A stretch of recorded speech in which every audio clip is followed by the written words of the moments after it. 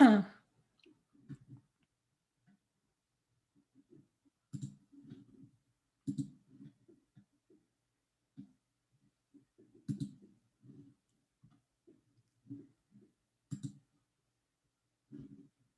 we are live. Welcome to the live stream for, what is today? October 27th, I believe.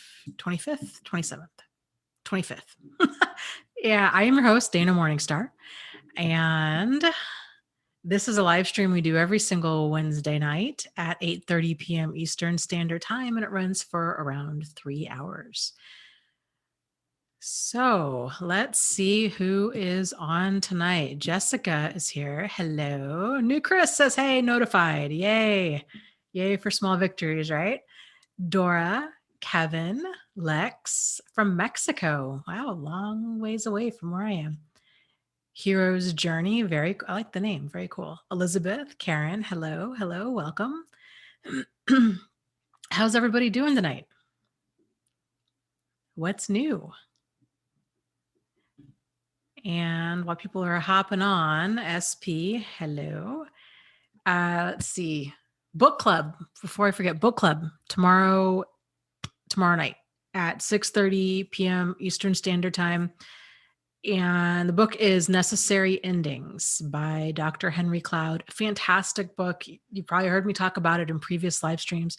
It's one of my favorite books that we've read so far. It just really resonated with me. So I hope you guys can join us for it tomorrow. Kristen says, hi from Niagara Falls. Wow, very cool. Dan is from Chicago. Hello. Dad's Surviving Divorce says, hello. Hello, welcome. Jennifer. Oh, yes. Thank you. Oh, thank you. Maria says, Dana, congrats on finishing the book. I'm so happy for you. What an accomplishment. I love the dedication to your grandma.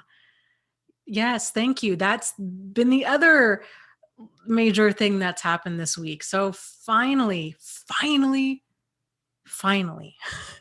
that first book is done and it's up. It's on Amazon.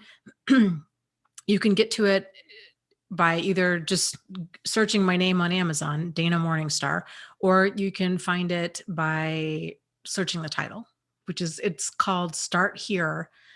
And it's kind of a long title. It's like a crash course to understanding, navigating, and recovering from narcissistic abuse. So yeah, got that up. That is out there. So it's weird. Okay, so I finally got this book out and I thought, okay, I'm going to be so relieved. Like if I can just get this out, because it's just, man, it's been this wild ride with that book, to say the least. And I've rewritten it. I don't even know how many times. And it's just been one thing after another. So I really thought I'm going to feel so relieved when I get it done and get it out there. And then I published it. And then it was this feeling of, oh no, like it's really done. And then kind of this panic set in of, I've been in a weird headspace for the past few days since it went live with, because, you can't, like, it's hard to just create something and send it out into the world without wanting to defend it or explain or have a conversation about it, or, you know what I mean? It's just weird. It's weird. So yeah, so anyways, the plan was to put the book out there and then, to get it formatted for print and then to do an Audible version of it.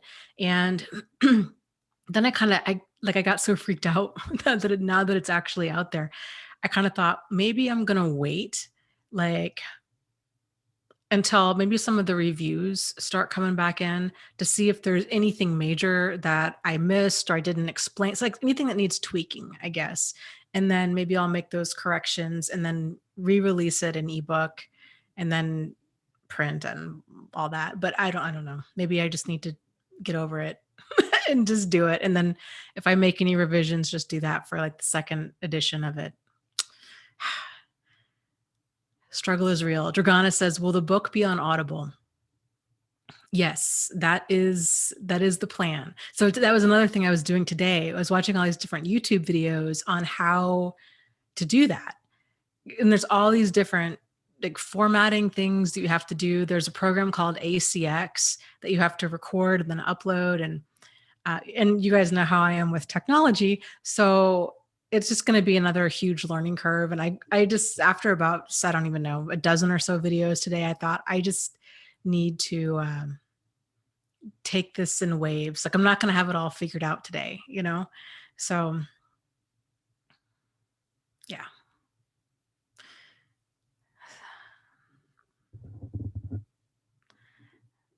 Uh, oh, Maria. Maria says, Dana, about your book club notes for necessary endings. They are so comprehensive. How do you do them? Do you summarize after each chapter? I need to learn. Well, that's everything. It's been this ongoing like learning curve, right? So what I do now with the books is I don't, like, strangely enough, I don't have an e-reader. I don't have like a little Kindle or anything. I read books on my laptop. And this speaks to just maybe kind of like how kind of nutso I am about books. But when I read nonfiction, I always take notes because I remember like maybe 1% of what I read. So what I do is I have a Word document open and then I read at the same time. And then as I come across stuff where I'm like, that is really good, then I just hop over to that Word document and I type it out. So, and then what I've been doing is I'll go, um, I try to chunk it down to do like major points. And then when I'm done reading for the day, I'll go back through and I'll polish it up. So that way it's not like, it's not like 23 pages at the end. If you go back and you look at my old book club notes, that's what they were. It was just me pulling out different passages as I was reading. But I found that this way, if I can pull out, top 10 takeaways or whatever of each book, then it's a lot easier for other people to read and to just skim or whatever. And so, and for me to go back through and review it if I want to. So that's how I do it. It's just kind of getting in a stride with all of it, but it helps me to think in terms of like like if I can chunk things down, like top 3, top 5, top 7, what have you. Kevin asks, can you get a hard copy of Start Now? Right now, no. Right now it's only in ebook form. And so I don't know. I need to figure out, like, I need to get some courage. It's what needs to happen. And either just say like, okay, it's done. And if there's any issues with it, then I'll just do it on a second draft or second version or what. I just need to either, I don't know. I need to figure out what I'm doing with that. But the goal will be to do paperback. I can see about doing hardback. There's a company called, I think it's Ingram Spark, and they offer a wide variety of printing things too. So yeah, so we'll see. What was I going to? Oh, and my second book, which is also done. It's funny. I had all these books going for the past, I don't even know, like 2.5 years. And this is what I'm saying. It's just been this monumentous task to try to get them done. And I would have all this energy and motivation for one, and then I would burn out on it. And I couldn't even look at it for months on end. And then I'd pick up steam for another one and then burn out and then pick up steam on another one and then burn out. Anyways, so it's kind of funny how this ended up, but these two books were pretty much done at the same time. So I have the second book, which is going to be called Out of the Fog. And then now I need to kind of figure out when am I going to release that? Because then that's kind of a lot to have people read. I got 2 books all at once, so I don't know. Missouri Cowboy, hello, says, I want a hardback copy. I will see what I can do. Hardback copies are fun. Yeah. Melania, I'm not sure if I'm saying that correctly. Melania says, hola, Dana from England. Bainbury Oxfordshire. Am I saying that correctly? She said, I want to thank you for your videos. You are my guide angel. Oh, well, thank you so much. Your videos are amazing, as are you. Kissy kiss. Thank you so much. That's awesome. I'm glad my videos and I can help.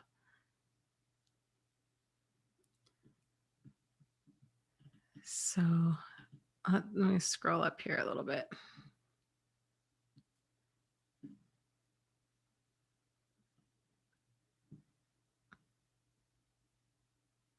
Elizabeth is talking to Brad. Says, I'm triggered by news, politicians being psychos, and when I see somebody who looks like my ex. Yeah, totally understandable. Speaking of shows and stuff, speaking of being triggered, there's actually a really great show out. It's Mindhunter, I think is what it's called, that I just started watching earlier this week, and it's fantastic. But if you're already feeling really triggered by a lot of this stuff, I don't recommend it. But it's a great show. It kind of takes place in the 60s and 70s, and it's about kind of the early stages of like behavioral psychology and when they were using it to actually uh, kind of catch violent criminals. Really interesting.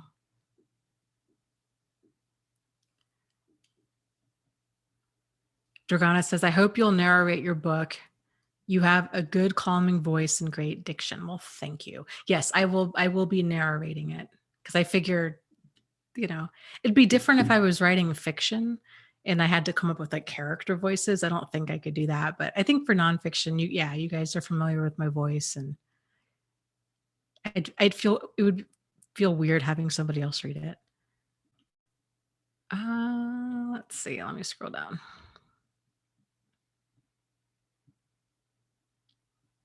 Bonnie says, Hi, Dana. Can you talk about the narcissist's dead eyes, that blank look they give you, which is lifeless and emotionless? I think it's that look tends to just be the look of a person that just doesn't care. It's kind of like this dead fish eyes. There's nothing behind them, especially, if a person's on the attack, if any one of us, like if we get upset, right, and somebody's um and we're just really really angry, adrenaline will run through a person's body, and your eyes, your pupils constrict, and they get dark, and there's just this look of kind of nothing there. It's a kind of a human, probably even a mammal trait that we have when we're feeling attacked. When we see that in people, when like when because we're not attacking them, but to a narcissist or to somebody who like that, if you question them, if you challenge them, if there's any kind of even like perceived attack, because you have to remember their reality is very much their own. Like it's not, we tend to think it's a shared reality, the kind of like what we experience, they experience, and vice versa. And it's not. They're perceiving everything through their own lens, just like we're perceiving everything through our own lens. So you know, you asking them a simple question can make them go on, become very aggressive and go on the attack. And so that's what a lot of times, seeing that kind of blank look, that's what it tends to be, is it's just they don't, because when a person is feeling the need to be defensive and go on the attack like that, there is no empathy because we're in attack mode. And for them, especially, and then, of course, their attack mode is a lot worse than a normal person's, and it can be really, really scary.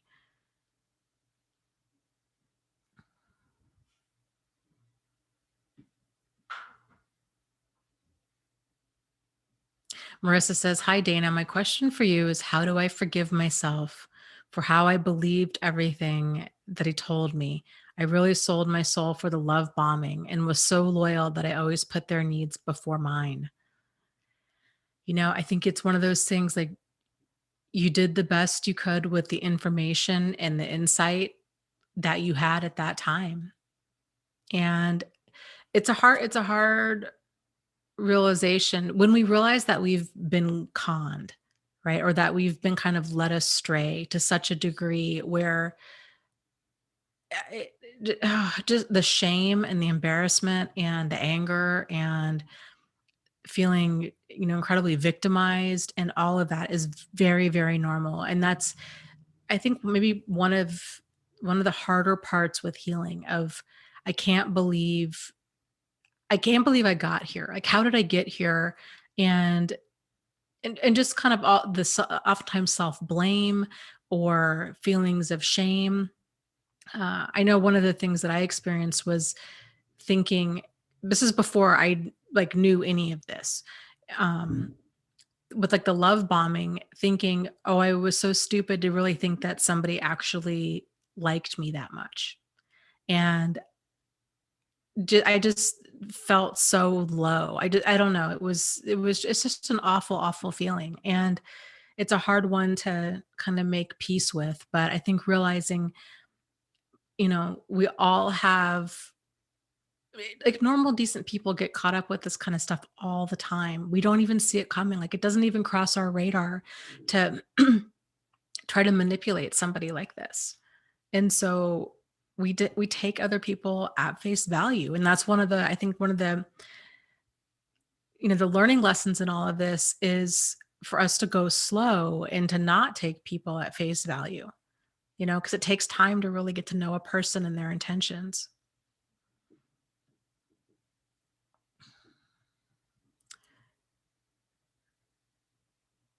Very fun. New Chris says, speaking of forgiving oneself, you'll be pleased to hear my birthday weekend in New York was incredible, great fun, and self affirming. Very cool. Yay, you. Happy birthday.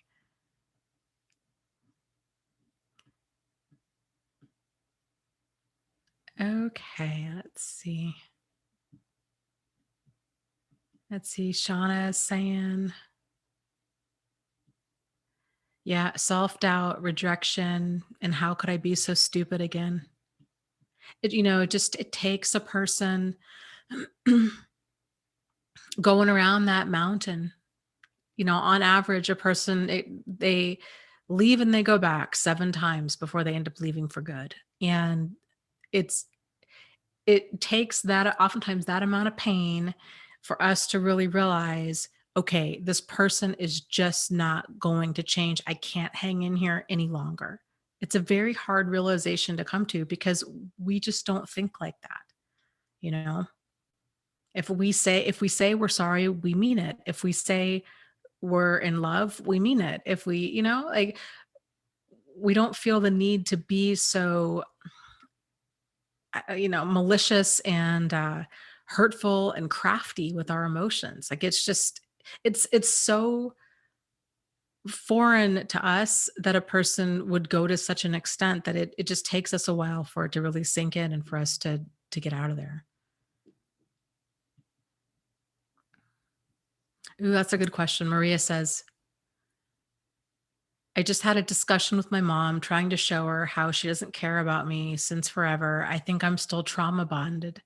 I wouldn't be having such a conversation with an ex, for example. And how can somebody break a trauma bond with a parent? Yeah, that's a tough one. I think that, it's one of our earliest bonds, especially with your mother. It's probably the first bond that we have with another human being. And those bonds, especially with parents, are some of the strongest ones out there. And it's very difficult to give up the fantasy and give up the hope of having this amazing relationship with your mother or with your father, you know? And I don't know. I guess it would just be a kind of accepting. There's a difference between accepting and allowing, but like accepting, realizing this is like her level of emotional depth, you know? Like your 100% might only be her 10% or her 20%. And I think once you can kind of realize that's that's the extent of it, you know, and to kind of accept that instead of trying to continue to like lead that horse to water, to, for her to admit everything and for her to change and for her to be this whole different person when she just really might not have the emotional capacity to be anything other than she is, or emotional capacity or desire to change. Then, it's kind of just, yeah, I think it's just kind of making peace and realize, okay, I'm only ever going to get this 10% or this 20%. And and then kind of just let it go. It's a lot hard. It's hard to do that. It's hard to just see it for what it is, accept it for what it is, and then set your own boundaries for like what you're going to allow in your life. And if she can only give 20%, kind of where is that? Is her, is her selfishness to a point where it's dangerous and destructive?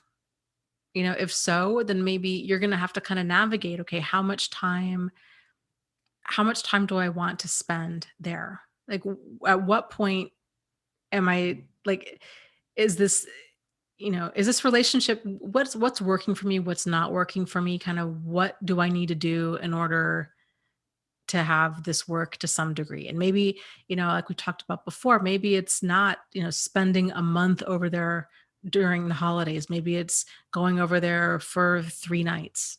Or maybe it's not even that. Maybe it's a phone call, or maybe it's a text message, or maybe it's a card. And you just kind of keep backing things up until you can feel like, okay, this is a comfortable level where I'm not continually finding myself, hurt either physically or emotionally. And I'm able to kind of balance what I need and with kind of what she's able to give.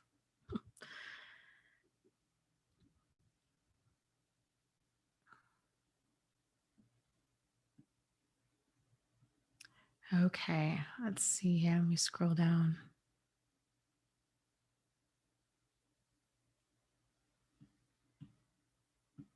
Um,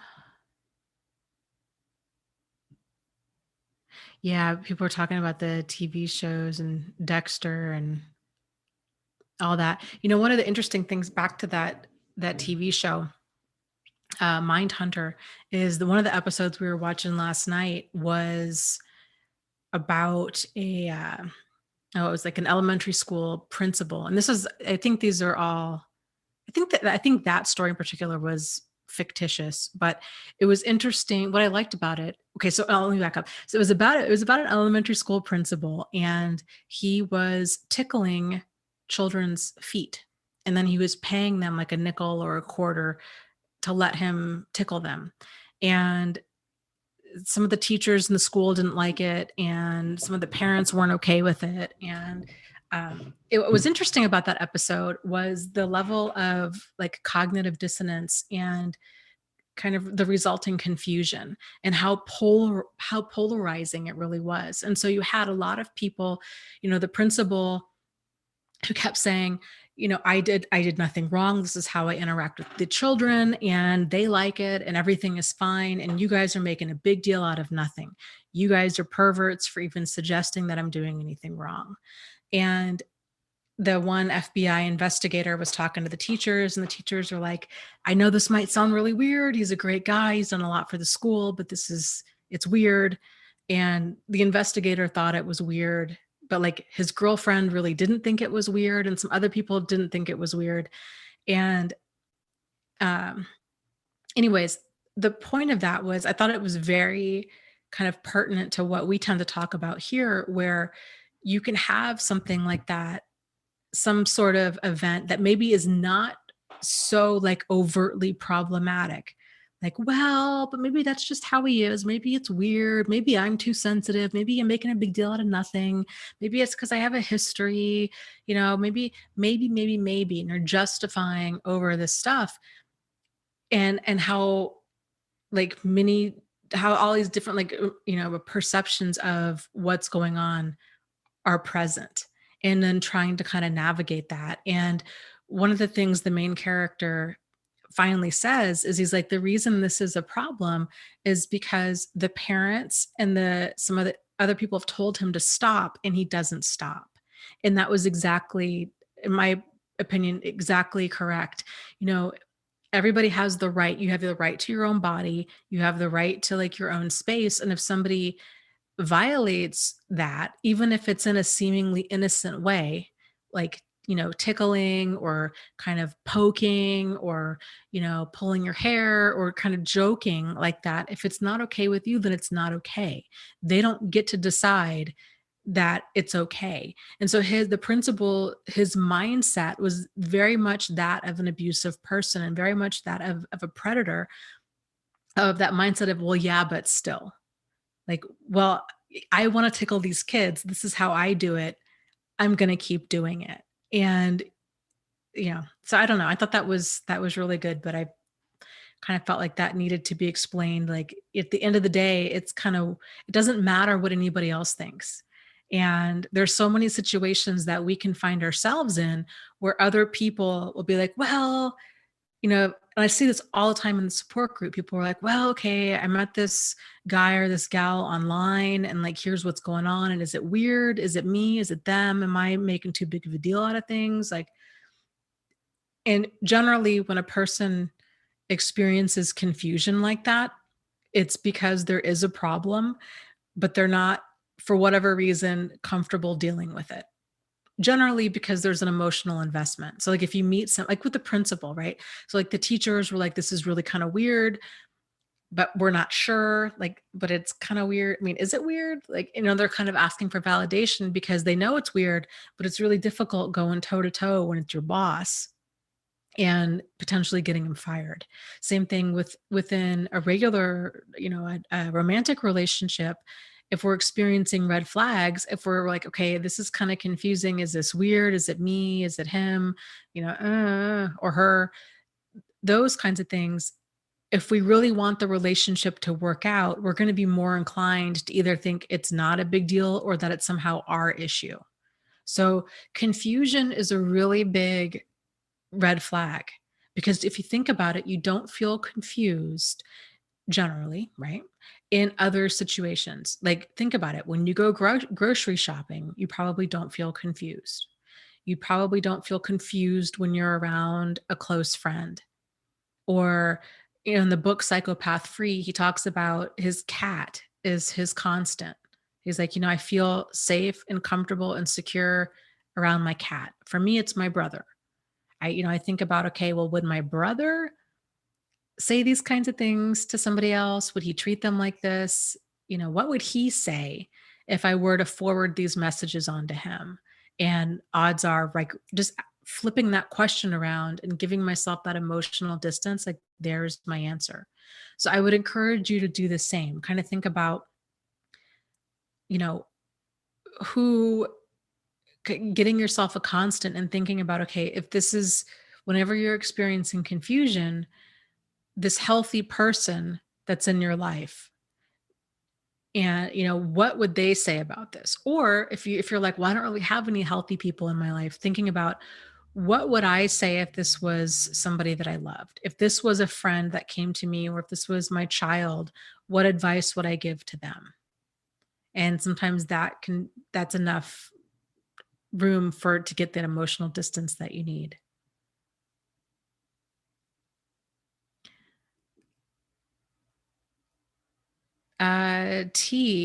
Asks, hey, stayed up late to watch. I'm in the UK. Did you go through a time when anxiety caused you to armor up, as mentioned in the CPTSD from surviving to thriving? My shoulders, I'm still so anxious. Yes, yes. And that's very common. And what's interesting about all of this is the body awareness that it can bring about. So I wouldn't wish PTSD on anybody. And but if you have it, what you can make of that now is, it's going to bring to light so many things that you never realized before. And body awareness and emotional awareness and kind of your instincts all come to the surface. And so it can be very interesting if you can try to kind of replace those feelings of judgment or anger or um, I guess just kind of like this feeling of, I don't know, defeat or frustration of, "Ah, I can't believe I'm here. I have all this, stuff to recover from." If you can replace that with curiosity, at least for a little bit, and try to examine, okay, where am I storing these different emotions and how am I coping with certain things? Like there's so much that you can really learn about yourself. And then the next step of that is with self-care. What can you do? Maybe getting a massage or taking a hot bath or uh, getting one of those foam roller things. Those things are fantastic. Doing these things to help. So it does make a difference. Doug, hello. Welcome. Okay, let me read your thank you for the donation, first and foremost. He says, sending light and love to all. References last week. Dana, I'm sorry my MGTOW brothers videos made you upset. Hurt people, hurt people. I'm sorry. The Red Pill movie by Cassie J. People need to watch that to understand. We thank you for all you do.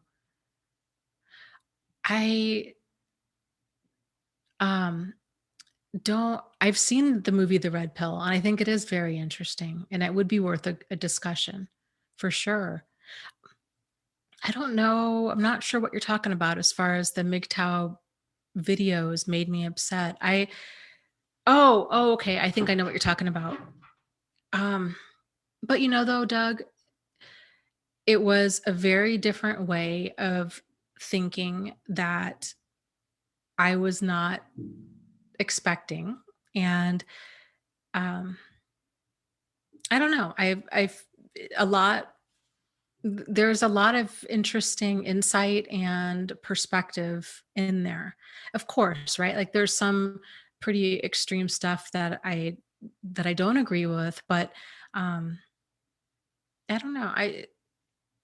I like being open to conversation and open to exploring kind of the deeper reasons for why people believe what they believe and why that they do what they do. So, yeah, no worries about that. No worries about that whatsoever.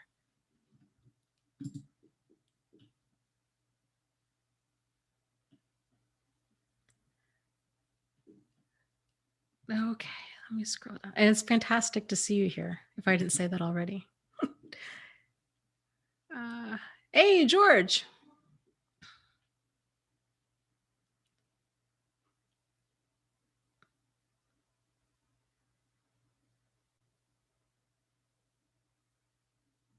Little Miss is saying, yeah, MGTOW is straight up misogynistic.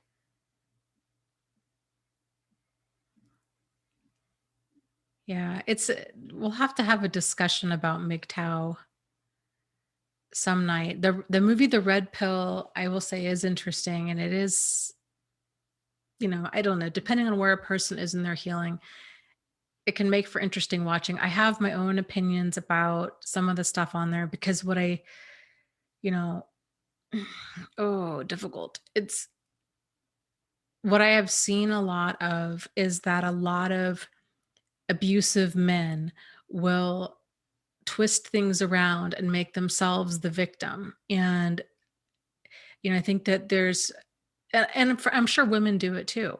So I think it can go for kind of both genders, both movements. Uh, so I don't know. It'll be interesting to see kind of where society goes in the next 30 to 50 years as far as equal rights and responsibility and um, a lot of this stuff, because I can see how men can get tangled up with an abusive woman and then be incredibly silenced by that and then be re-victimized by the court and um, have a lot of have there's a huge ripple effect to that. So, I mean, I've known a few friends whose mothers were absolutely horrid and their fathers were, you know, like amazing, wonderful men. And they stayed married to these women until the kids were 18 because they were like, if I left, I they're like, she's going to get full custody and people are going to believe her, and then they were out the door the moment the kids graduated. So Lauren says, I don't even know what MGTOW is. I'm Googling it after this. MGTOW stands for men going their own way. And oh, I agree. Yeah. Sophie said a lot of MGTOWs come off like they got into a relationship with a gold digger and hate all women because of their poor choices. Well, I think probably a lot of the guys on there have tended, they've gotten involved with women where, maybe they were used for money or they were used for social status or what comes to mind with this is the whole what's his name, Rob Kardashian and Black China thing. Like she saw him coming a mile away and then kind of put that on lockdown and had a baby. And to me it just seemed very calculating from day one. And that whole situation is a hot mess, but like I mean it does happen where women target men. I think that actually happens more often than we realize, where a guy is targeted for money. And I think a lot of guys that have money are like, you know what, I'm sick of it. And now I dated a guy briefly. This was a few years ago, and he super nice guy. He had been married briefly to this woman, and this is when I started really kind of getting into all of this. And it was just sad. Like he was a really solid, good guy. Got married to this woman. She got pregnant pretty much right away, and then she began having an affair. She upped and left him. He ended up losing custody of his child. So basically her and her boyfriend and his child all live in his old house. And he was telling me, he's like, it wasn't even on his radar of possibility. His parents were still married. They'd been married for like 50 years. It wasn't on his radar that she was out to find a guy that was making good money and to just kind of get her hooks in like that. And he felt played and he was played. And so I don't know, it's tragic when anybody is used, male or female. So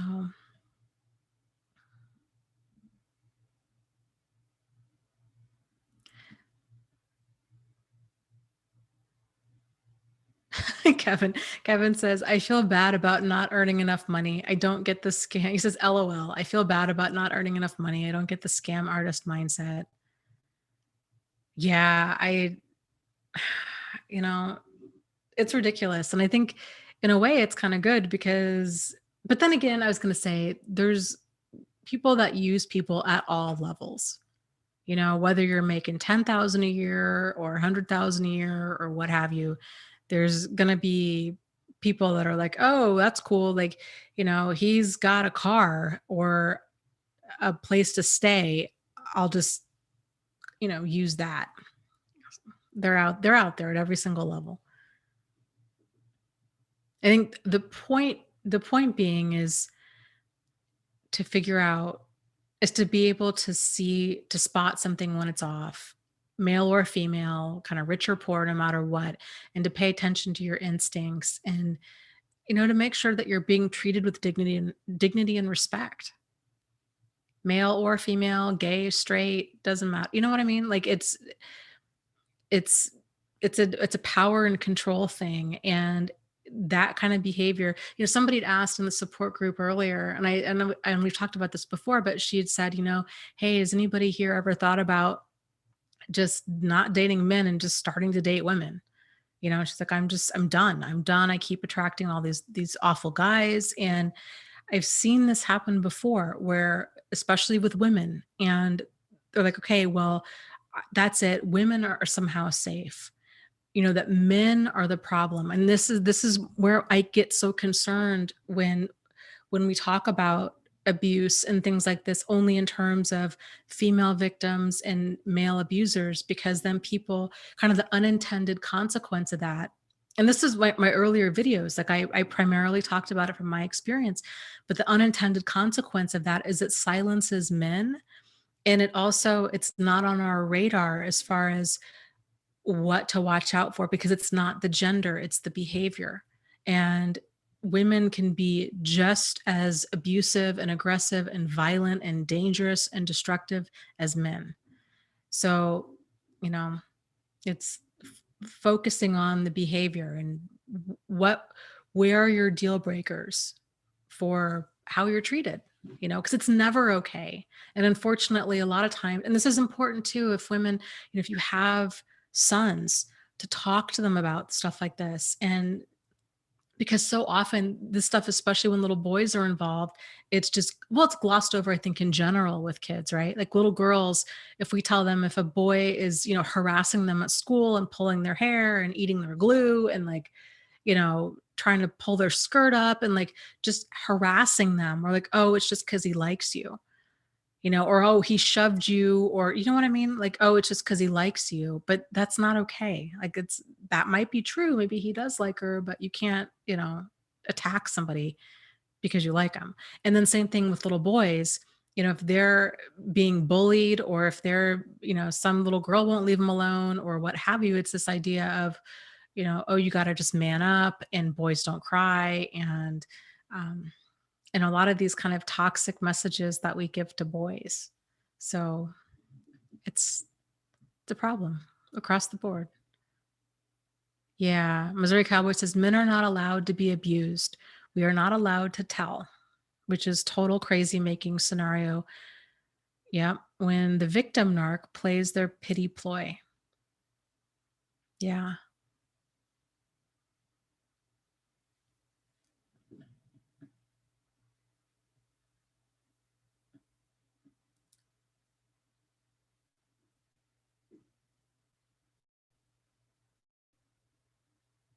Interesting. Shannon says, my mom pretended to be religious to attract my dad. Yeah. I just don't get that. I mean, and what's concerning is a lot of times stuff like that isn't seen as the big deal that it is. I mean, it is a big deal, especially religion. For a lot of people, if that's a big deal for you, if you're like, okay, well, I'm Jewish or I'm Muslim or I'm Christian or what have you, this kind of expectation of it's really important for me to find a partner with similar morals and values and beliefs, because it's going to be a big deal if we have kids. And because I want my kids raised in a certain way, you know? And then to find out like none of that was real, that's just really, it's really deceptive. It's really not okay.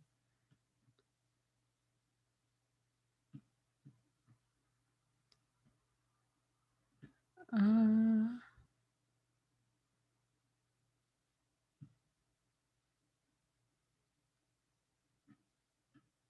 let's see here.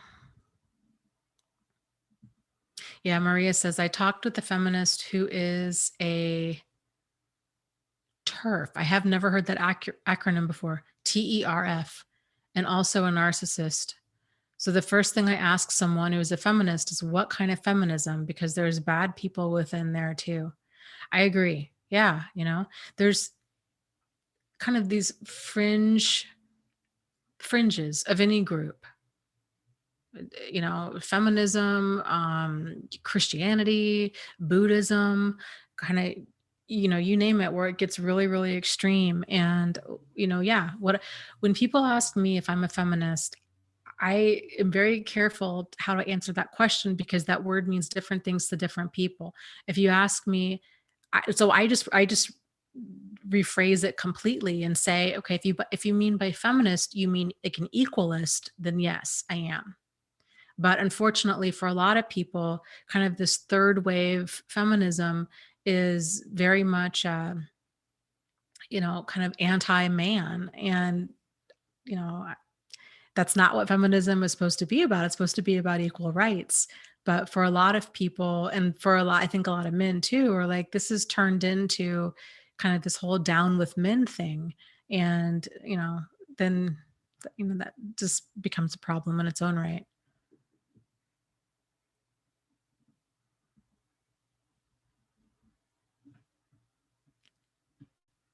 Okay, let's see.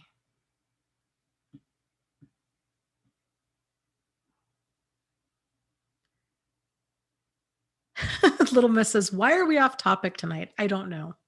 Let's get on topic. Oh, that's interesting. I'll have to look that up. Off topic again, real quick. TERF stands for Trans Exclusionary Radical Feminist. I have never heard of that.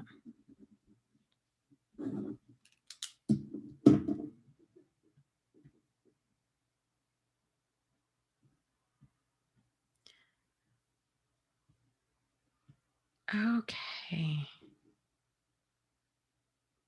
Yes, Jessica says, oh my God, my husband is listening to this and he said the character on the show is a tickle fetish on the Mindhunter thing. Yes.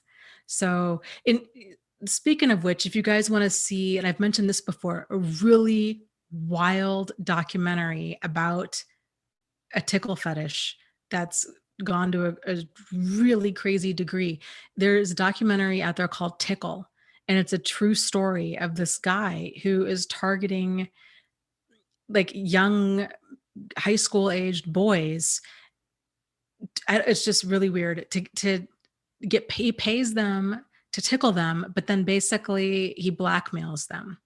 I don't want to give too much of it away, but I think you can find it on Netflix. It's really wild. And this journalist just kind of stumbled upon this guy's life and was blown away. But the guy is a complete psychopath and sadist. Awful, awful, awful. All right, let's see.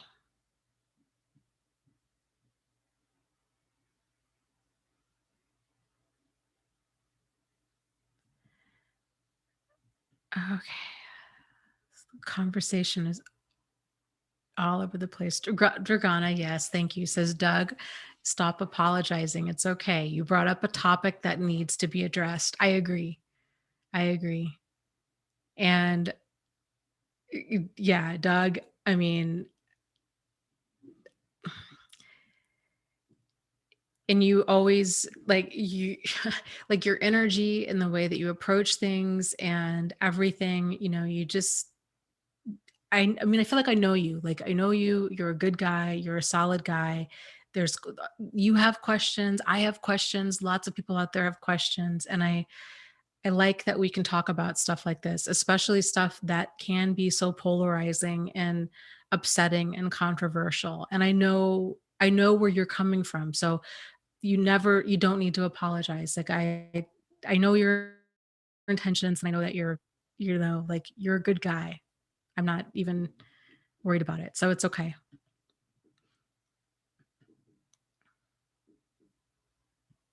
Yes, people are talking about George and how wonderful he is, which he is. I agree. And George has said, yes, he is actually one of the administrators on my website, on the support group there. So if you go to thriveafterabuse.com/forum, FORUM, you can, George is there. I'm there, trying to make more of an effort to be there on a regular basis. So I have two support groups. I have one on my website. I have one on Facebook. So the group on Facebook is called Thrive After Abuse as well.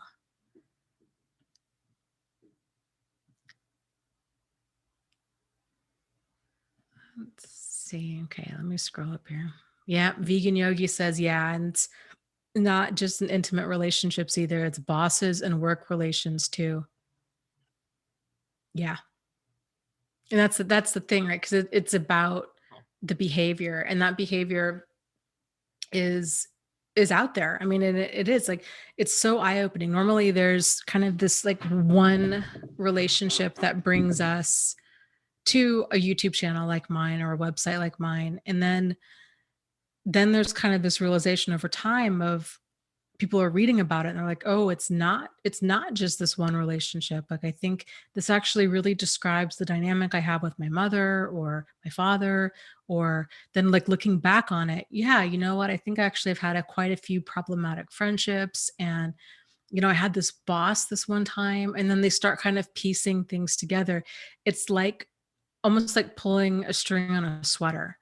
And but in a weird kind of way because it all kind of starts unraveling, but at the same time it all starts making sense. It's quite the journey through all of this.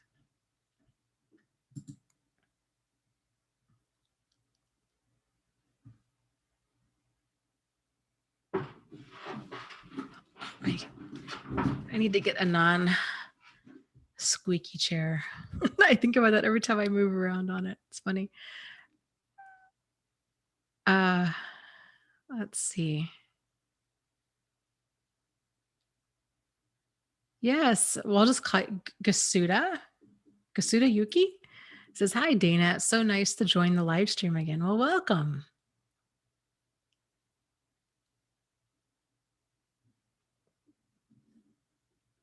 Yeah, Patania says, "Yeah, it's the whole us versus them mentality. It's just dumb all the way around. I don't care what sex, race, whatever it is. Yeah, I agree. It is."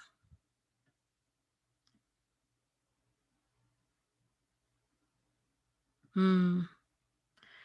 Standing Firm says, "I know mine just wants me to exist when he wants to talk about himself or for something else. Otherwise, I'm invisible. I have been ghosted in silent treatment for 14 years." That's wow. Yeah, that's a hard way to live.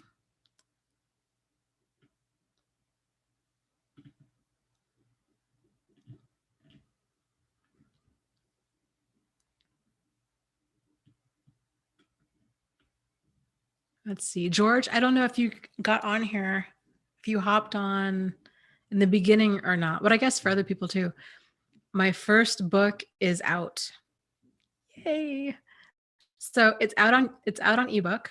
Um, it's called Start Here. You can find that on Amazon. Dana Morningstar. You can look for that on Amazon and it'll show up.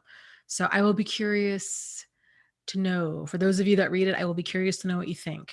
I've been kind of hesitant to put it out in print or on Audible until I can kind of get some more feedback on it. I almost wish I had some people read the second book, and I wish I would have done that with the first book, but I really kind of felt like you know, I just need to quit going back and forth with it. I've rewritten it so many times. Like I just need to be done with it.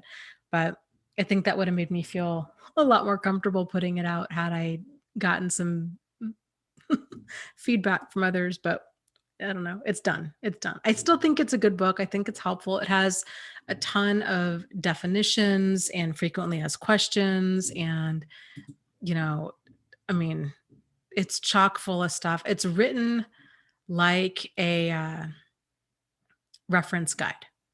So if you open it, if you go to like the look inside part on Amazon, you'll see the table of contents is extensive. And I did that intentionally, especially on the ebook, so a person can just click to whatever area that they wanted to learn more about, and you can go directly to it. So that way you don't have to, read the book cover to cover. If you just want to find out more about like flying monkeys or parental alienation or, a safety plan, or if you've got a specific question, you can just go directly to that. So that was a big thing. That was a big thing for me this week to actually get that done.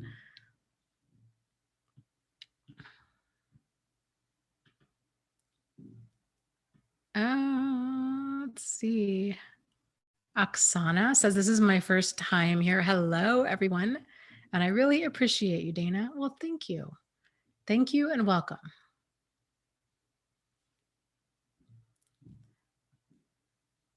And Standing Firm, I think it was you who'd asked the question in the comments a while back, but I don't remember for sure. I think it was you. Somebody had asked about if they make a live stream donation, how it shows up. So I keep meaning to address this and then I keep forgetting. But so if it wasn't you, we'll just go with it. But somebody had asked about a live stream donation and how it shows up. We tested it out and it shows up as Google. So because Google owns YouTube. So the funds, it'll show like on your credit card statement or on your bank statement or whatever that it went to funds went to Google. So that way, I think because the question was, is it going to show up as like thrive after abuse or, anything where somebody else can see what this is about? And no, it just shows up as Google. Let's see. Thank you. Oksana says, congrats on your first book, Dana.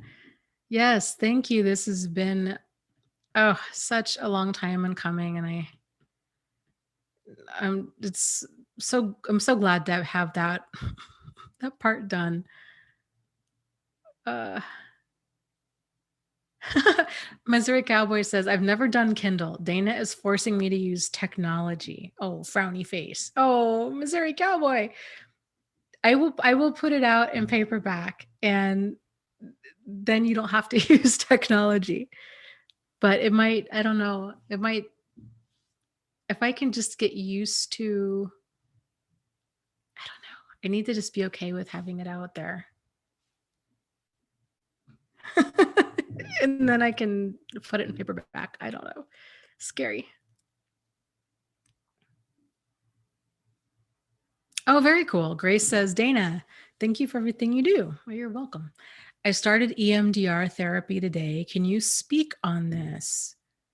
Very cool. Well, I've never done it personally, but I've heard really fantastic things about it. I have a friend who's an EMDR therapist, and I've known several people that have been in the support group that have done it. And I've only ever heard fantastic things about it. So it stands for what is it? Eye movement desensitization and reprocessing, I think is what the acronym stands for. And I think every EMDR therapist does it a different way, but it's really supposed to help with PTSD and kind of processing emotions and moving them to kind of more of that like long-term storage part of your brain.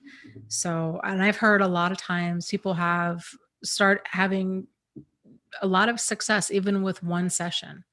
So 1 to 3 sessions tends to be, uh, kind of what I've heard to be the normal as far as like starting to see some results and some relief.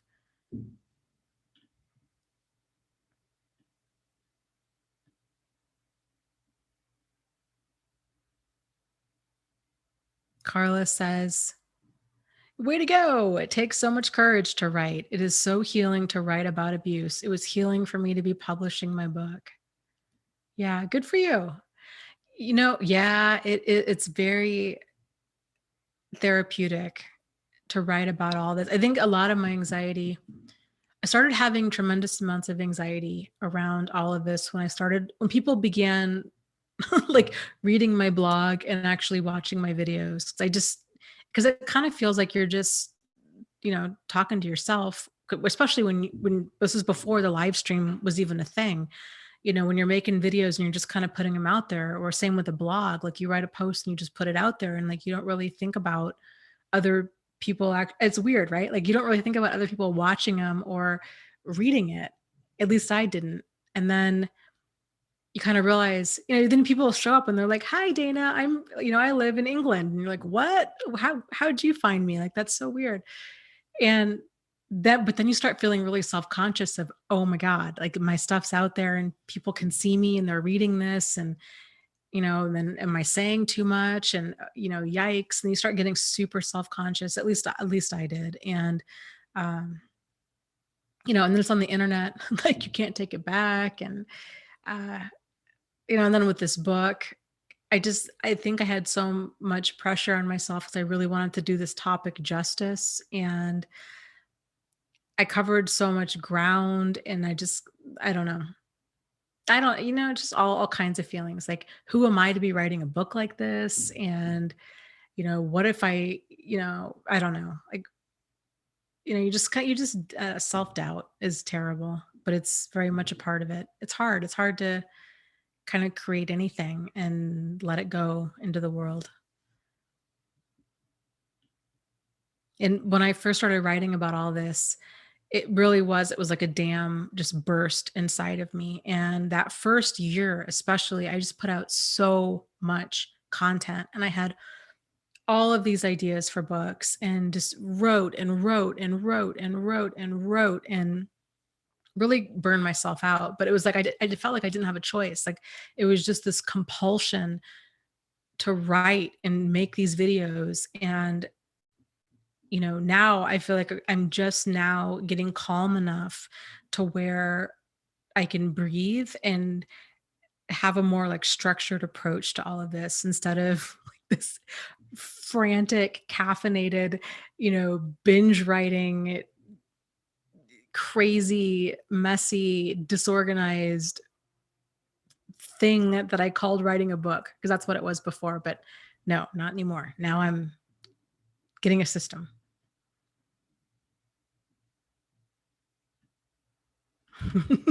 Missouri, okay, now I feel really bad. If you can give me a little bit, I can totally make the book into print. I feel like if somebody's going to read the book, read it really fast and then let me know what you think. And then when I hear back, then I can put it in print. I just need to make sure that I'm not like missing something like super major.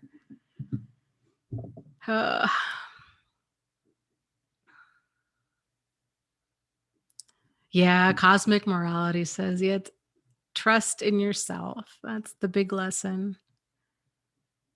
Yeah, it is. I think we read that book, Lauren. Lauren says, Dana, I highly recommend you check out the book, The Emotion Code. If you haven't already, I think you'd love it. I feel like we did read that for book club. I'd have to go back and check my notes. This is why I take notes, because I have a memory like Swiss cheese. It's flippin' terrible. So yes, I will go back and check my notes. That title sounds familiar.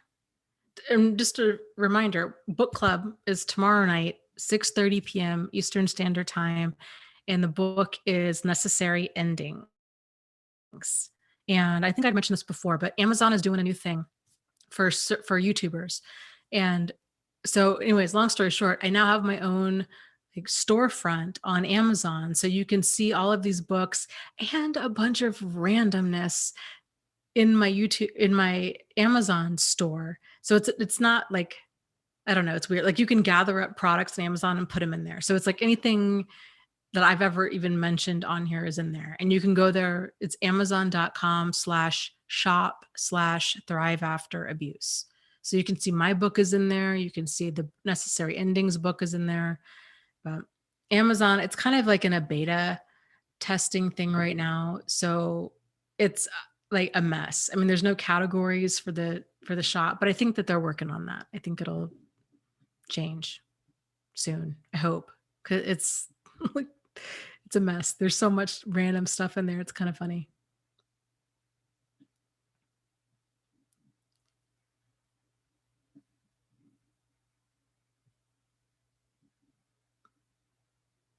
Okay. New Chris says, guys, I got to hit the sheets. I'm in the UK also, but wish me luck. And I hope you all have a successful week recovering. Thanks as always for the perspective and validation. Good night.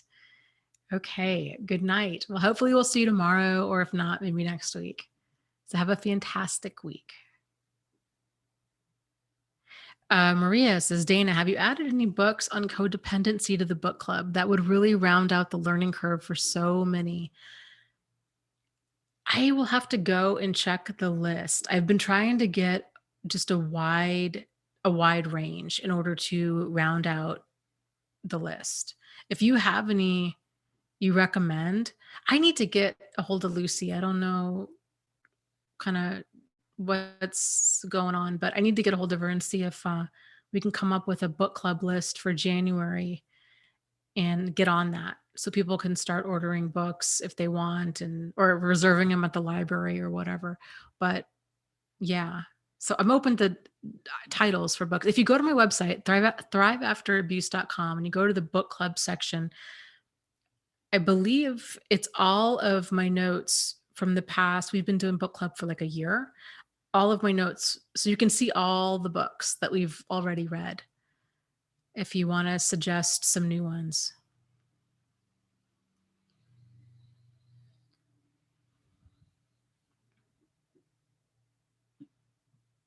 Maria says, what are the two books that you found very important to you in the path of healing?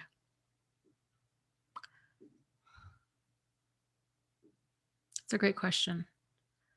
Necessary Endings, which is the book we're covering tomorrow. And we'll go through that, but I really, really like that book. Um, Psychopath Free, I think was very validating, and he writes in such a way, it's just very approachable. It's, it's not clinical. It's just this kind of very easy. It's a fantastic book. Um, and I would say The Gift of Fear. I really enjoyed that book. And the reason being is because he really talks about intuition and gut instincts. And so for me, like in my situation, that was a big piece of the puzzle that I was missing. So, I mean, I've dated like verbally and emotionally abusive people before, but interestingly enough, I didn't think at the time that that was going on, I didn't identify that as a problem. Like what brought my attention to all of this was getting tangled up with two very sociopathic men and realizing at that, because the first time it felt like a hit and run, like it was a fluke thing, it just happened, everybody, and I was making myself nuts because I'm like, what signs was I missing? Especially because I was teaching this stuff. I was working at a domestic violence shelter and I was teaching kind of red flags of abusive men. And I mean, it was awful. I'm like, I'm a failure at my job. Like, what am I missing? And then really digging into this and realizing, that love bombing was a red flag, being charming was a red flag, the mirroring, the rushing intimacy, the whirlwind romance, that all of this stuff that we're all led to believe is ideal was all a huge red flag. So that was very eye-opening to me. And I kept, and everybody kept saying, like, well, Dana, what could you have done different? Like he was incredibly charming. And so was the second guy. And that bothered me because I really wanted something to pinpoint to, I wanted something to point to and be like, that was the problem. That was where the control issue first surfaced, or that was where the anger issue first surfaced. And in those two relationships, I didn't have that. They really went from, fairy tale to absolute nightmare and right under my nose. And that was incredibly, especially with Jack, that incredibly traumatic and traumatizing because I didn't know how to keep myself safe, because I didn't know what to look out for. And so the book, The Gift of Fear, like that was the one thing that I could go back to and point to was I didn't have peace about that whole situation early on. And, then my mom telling me like, I don't, it was like a while, like a year or more later, that she said when she first met him, she really felt that he was evil. And she doesn't normally say things like that about people. Actually, I don't think I've ever heard her say anything like that about a person. So it was registering for me, it was registering for her. And so that was a very big aha moment. The book, The Gift of Fear, he uses some very graphic examples of graphic situations. And so it can definitely be triggering. But uh, the lessons he points out about, and I have notes on it. You can, if you want to just, not, if you're feeling like you don't want to be re-traumatized by anything like that, you can read my notes on it, which are on my website. But there's so many things he talks about in that book. Like he talks about, how the human brain processes a problematic situation. And to me, that's absolutely fascinating because he's so right on. Like one of the examples he uses in the book is like when people, uh, like if somebody gets a mail bomb at work, they'll say, boy, this sure looks like a mail bomb. And then they open it up and then sure enough, it's a mail bomb. And so like the human brain has trouble processing things correctly when it's that big of a problem. Just sort of like if like with shootings and stuff, like, you see photo, image, like videos and stuff of like the concert in Las Vegas or whatever, and it takes a few minutes for it to register like that's the sound of a gun, because it our brain, it's sort of like this weird form of, it's confusion and it's denial, and um it's not something that we experience every day. So we're trying, our brain, it's not set to scan for kind of that, worst case scenario. We kind of think, oh, this will never happen to us. So it's not on the radar, so it's, anyways, the lessons that can come from that book can be applied to like a wide variety of situations. And it's just interesting to think about how we tend to, process information and how we tend to cope with uncomfortable information and how we gloss over it. He talks a lot about too, like women, tend to, they don't want to be rude. And so we'll oftentimes be uncomfortable and we'll stay uncomfortable because we don't want to be rude. Like we don't want to cross the street if, there's a guy behind us, or um, we don't want to lock our doors if somebody's approaching our car. Like we just don't want to be rude, and how that can put us in harm's way because, if it's a problem, it's a problem. So, interesting. Hope says, I have a family member who told me I'm not going to kill you repeatedly. Yeah, that kind of stuff is incredibly disconcerting because normal people don't say stuff like that, you know?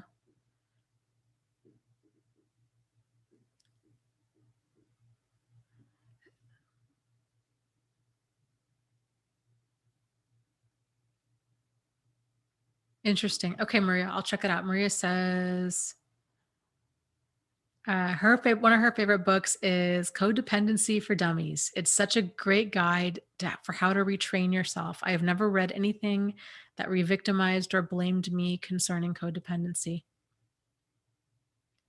I will check it out. Codependency for Dummies.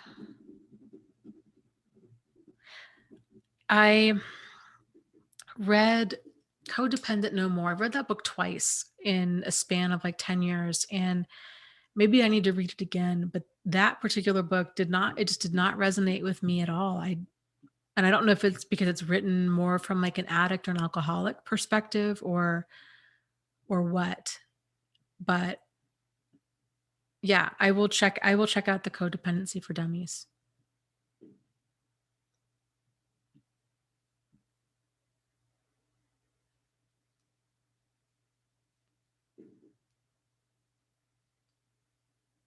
Anju and Manju says, can you talk about narcissistic family dynamics? There is a great, oh gosh, yes, we can. But there is a great website out there. It's called, what is it? Daughters of Narcissistic Mothers, I think. And it might just be a group on Facebook. But I would recommend, considering joining a group that's specific to that, because I think you're going to get a lot of validation and clarity in something like that. But generally you have you have the narcissist, and then you have their spouse, who tends to be, if the narcissist is incredibly overt and controlling and domineering and brash and aggressive and arrogant and all of these things, they're kind of the center of the solar system in that family dynamic. And then you have the spouse, who tends to be, like more on that codependent side of the spectrum, very people pleasing, walking on eggshells, no deal breakers, no real boundaries, who stays and just kind of orbits their life around the narcissist. And then you've got these, other children in the mix. And so you've got this real dysfunctional dynamic between the narcissist and their spouse. And then with the kids, you tend to have one child that's a golden child and one child that's the scapegoat. And so the golden child tends to be the one that the narcissist most like self-identifies with.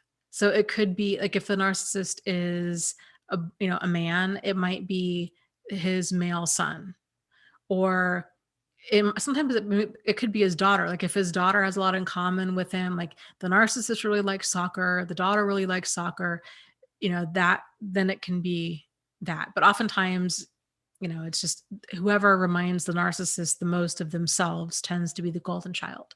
And the golden child tends to be really, uh, can do no wrong. They're very spoiled. They kind of get everything, handed to them. And the scapegoat is the one that's blamed for everything. They can do no right. They, you know, they get leftovers, they get hand-me-downs. They're kind of this second-class citizen in their own home. And so it's a very difficult dynamic. Plus, between the siblings, when you've got the golden child and the scapegoat, it's causes a lot of tension between them because oftentimes the golden child will side with the narcissist.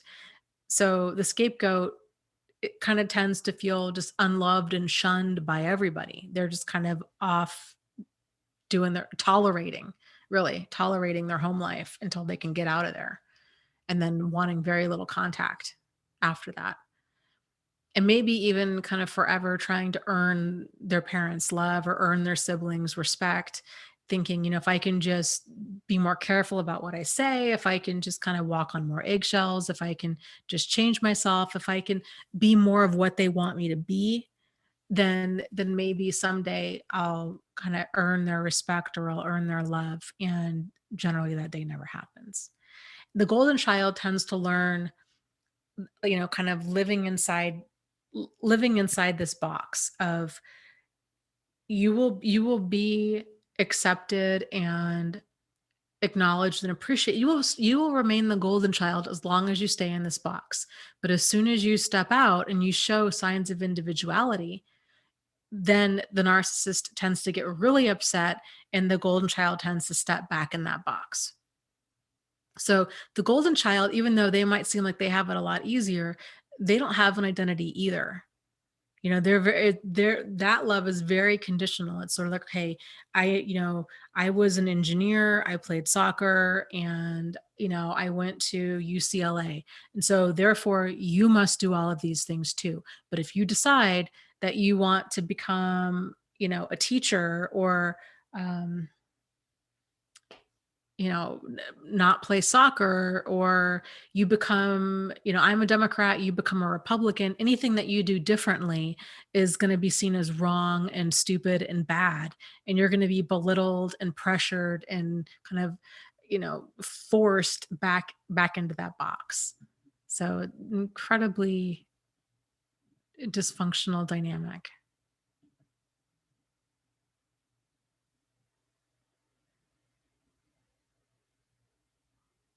And oftentimes that happens. Kevin was saying, I think I've been mistaking my older brother as the golden child when he's just another narcissist. I'm just realizing this. And he might be. That's kind of one of the other causes of narcissism is when a child is incredibly spoiled, when they grow up with this attitude of entitlement that everything is handed to them, that they can do no wrong, which you could see how that would happen if you're parent is a narcissist and that golden child is forever in their shadow. The narcissist thinks that they can do no wrong. And they think, of course, their child can do no wrong. And so they're continually bailing out their child. They're helping them with homework. They're, you know what I mean? Like they're getting them out of trouble. They're doing whatever. Then the child tends to grow up with that same just jaw-dropping level of entitlement. And then that spoiled child then becomes an incredibly spoiled adult. And it's the same. Yep, Missouri Cowboy says narcissists are often spoiled brats. Yep. Yeah, it's so tragic. Oksana says my ex has a son who is the golden child because he's an athlete like his father, and the other one is rejected because he's not. Yeah. It's so true, and that's gotta be so tragic as a parent to see that happen. I mean, it's just devastating. It's so devastating to think, how on earth can you do this to your child? You know, this is your kid. Like, it's not about you. And I think that's the most frustrating thing about narcissism is to us, it's just so obvious. It's like, dude, wake up. It's not all about you. Like, these kids are their own people. Like, they have their own wants and needs and feelings, and it's valid just as much as anybody else's. And they need you. Like, they need your love. They need your attention. They need your support. They need your validation. And like, you just don't care. And, you're totally okay with just treating them like however you're going to treat them. It's just heartbreaking to see that, and over something so conditional as sports. It's not just ridiculous. Yeah, Little Miss says it's all about them all the time.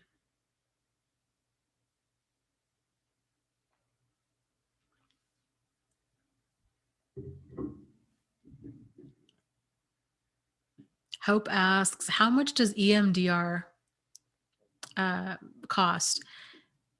Probably depends on your area, but normally it's the same cost as like any type of therapy visit. So I would imagine anywhere from like, 60 to 120. But I would call around, see if your insurance covers therapy, then odds are they're going to cover a therapist who does EMDR.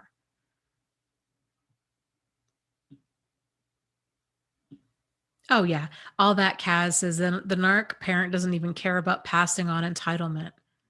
Yeah, and I think a lot of it, they don't even feel like they're being entitled, right? Because that's the degree of entitlement of, I'm not entitled. It should just be all about me all the time. That's what I describe it as, like, jaw dropping. That's what I'm talking about. It gets wild to see how entitled a person can be and have them just not see it. Staggering, staggering.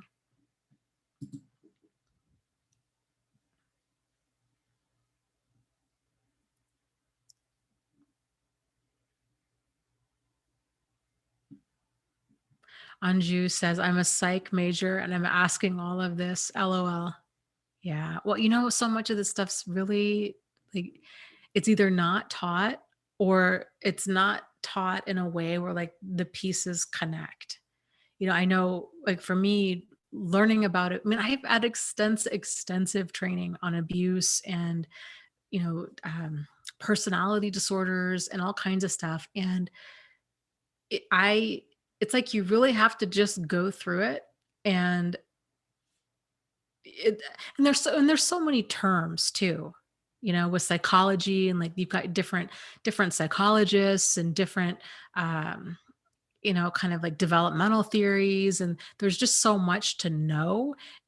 It can be hard to kind of configure all that in your brain in like a meaningful way. So that's what I experienced. I don't know, maybe that's part of it too. But my book that just came out, the Start Here book, there's a section definitions of, there's like 50 or so definitions in there, and it's all alphabetical order. It's basically all of the terms that I could think of that pertained to this. So you name it, like gaslighting, projection, you know, um, flying monkeys, silent treatment, um, scapegoat. I'm sure I've got golden child in there. Um, I mean, just so many terms that it's a good, like it said, it's a good crash course. There's a lot of other authors and talk speakers out there that go into a lot more of like clinical depth. But for me, I was like, I just want something that people can read and they can apply and they can make sense. And um, so that was the goal of that. Um,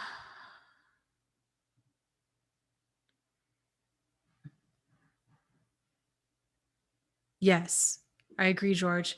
George says, Anju, I recommend looking on YouTube for Frank Yauman. He and Otto Kernberg really put narcissism in context. Emotions that they can't handle must be projected onto others is the basis.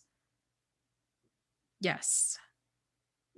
Very, very interesting. George, have you seen, we were talking earlier, but I don't know if you were on here yet, the show called Mindhunter? Mindhunter. I believe it's on Netflix. It's fantastic. So add that to your list when you're caught up with Game of Thrones, because it's a really great show. And I think you'd really like it. It's about um, kind of it's there's a little bit of truth and there's a little bit of fiction to it. So it's a good blend. But kind of the early stages of like behavioral psychology and how they began kind of taking these theories and developing like different profiles for criminals and trying to predict behavior based on kind of these past events. Character or behavior profiling, very interesting show. Oh, and George says, Dana, yes, Mindhunter. Watched it all the day it came out nonstop. Yes, that has been me as well. It is. It's a fantastic show. Oksana says, I just heard a review last night on Mindhunter. I'm intrigued. Yeah, it's, yeah, totally binge watchable.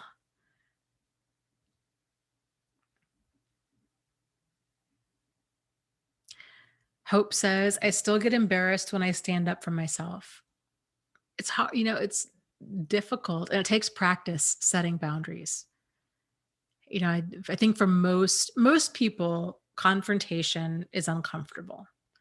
And standing up for ourselves and saying no or being assertive, it takes practice. What a lot of people tend to do, myself included, is they tend to kind of swing to the opposite side. So they go from being very passive to kind of thinking that they're very go with the flow and people pleasing and saying yes and being very agreeable, to the point where they're so used to being hurt or let down or disappointed or ignored that they're so out of tune with their wants and their needs and their feelings that they just don't have an opinion about much of anything anymore. They don't know how they feel. They don't know what they want. It's just sort of, they're so used to settling for crumbs that there is no real solid sense of self there anymore. And then when they start waking up to a lot of this, because if that's how a person's been for any length of time, but especially for decades, right? If that's how they've been for decades, where they've really kind of this, their sense of identity has just really been erased, then um, that is just normal. Like it does, I don't think for a lot of people it even registers as this is a problem. It's just sort of like, okay, this is just normal. And um, so then it oftentimes takes a relationship that is so traumatic that it brings a person to start Googling stuff, right? And they come across a channel like this or what have you. And then they start waking up to it. And then they start hearing these words surrounding abuse. And then it's just kind of this realization of, oh my God, this is what's been going on. And I'm getting it now. And the pieces of the puzzle start to come together. And so then what happens is then they start to get angry and they realize, I've had so much of me erased. I've been manipulated out of my sense of self. This is, and they go from being passive to being aggressive, because it's a skill to learn how to be assertive, and it's a very normal, natural reaction to swing to being aggressive. So the next time somebody crosses that boundary, they lash out, and you know to them that's their way of setting a boundary, and it's a start. It's better than being passive. But it takes a little while. It's sort of like the kind of Goldilocks thing. The first bowl of porridge is too cold, the next bowl is too hot, and then the next bowl and the middle bowl is just right. Like it takes a little bit to kind of get your sea legs with being assertive and finding your boundaries and asserting them, and um, finding that middle ground, you know, to where, you're not yelling at somebody or crying or, just incredibly angry to where you can't even see straight or think straight, or that you just completely shut down. It takes practice. Yeah, Oksana said, wow, Dana, you just described me. I was never an angry person, but I'm awake now. And yes, my buried anger has made me aggressive. Too much the other extreme. Very, very normal. Very normal. If you have there's a group, it's free, it's worldwide called CODA, CODA. And another type of group is Al-Anon. And those groups can be fantastic for like learning to set boundaries and um, kind of just like healthier types of communication. Because, like I said, it is a skill and it does take practice. And it's a lot like learning any other skill, like learning how to walk. Like you're going to fall down quite a bit before you get it figured out. And it's the same thing with setting boundaries. And so much of it is examining, okay, how did I handle that? How could I have handled it better?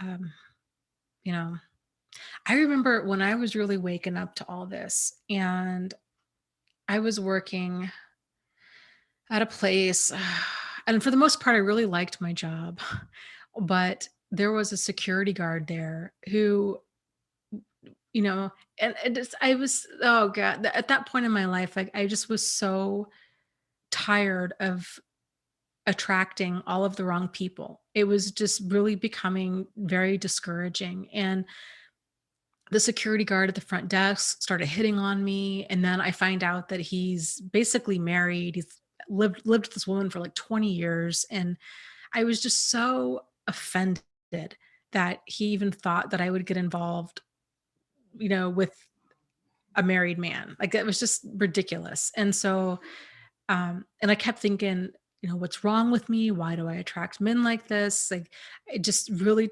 it I really took it hard. Like it really, really bothered me that I'm like, what kind of vibe am I giving off? And anyways, so kind of fast forward and like that was when I really began drawing a line. And it got to the point where I'm like, you know what? I'm not even going to smile at him. Because before I would walk in the door, I would bake bread every now and again or make muffins or these kinds of things. And, I just was I knew my intentions and I assumed that everybody else did too. And I wasn't flirting. Like it was just very appropriate the whole time, but I was nice. And he totally took that as an in and he just kept pushing the line. And I didn't realize that he was pushing the line. It was just, I guess I did realize it, but it was so gradual. Um, that by the time it really got uncomfortable, I was embarrassed that I had allowed that to continue for as long as I had. And then trying to explain that to my boss as to why I didn't want to go to any of these safety trainings that he was at because he was a creeper, it was just, I don't know. So yeah, then I became very angry and then I became very embarrassed because trying to explain to other people and, um, it got to the point where I'm like, man, I just really felt like screaming at people and because I didn't know at that time I was really kind of waking up to the whole concept of like I thought I had boundaries. That was what was weird. I thought I had boundaries, but they needed a lot of work. Like I had some boundaries, but they needed a lot of work. And realizing because I mean at that point I was like, okay, well, what am I going to do? Like do I just need to stop being nice? Is that what needs to happen? Do I just need to stop like making cookies and like bringing stuff in every now and again? Do I need to stop smiling? Am I sending off the wrong vibe by smiling you know, and not like being overly chatty, but hey, how's your morning? How you doing? Small talk. Do I need to stop with that? And then so it's interesting to look back on it now because at that time I just didn't know what I needed to do different. And or if I even needed to do anything different because it was sort of like he was the one that crossed the line, not me, And so I was very angry about that. And then kind of realizing, no, I'm not going to change who I am. I'm still going to if I bake stuff at home, I'm still going to bring stuff into work every now and again. And I'm still going to smile and I'm still going to be polite. But like new me, when he started taking things getting a little flirty, like I would have nipped that in the bud a lot sooner. It just didn't cross my radar for like a really long time. I guess I just glossed over it because I didn't know how to handle it. So I think that's what it was.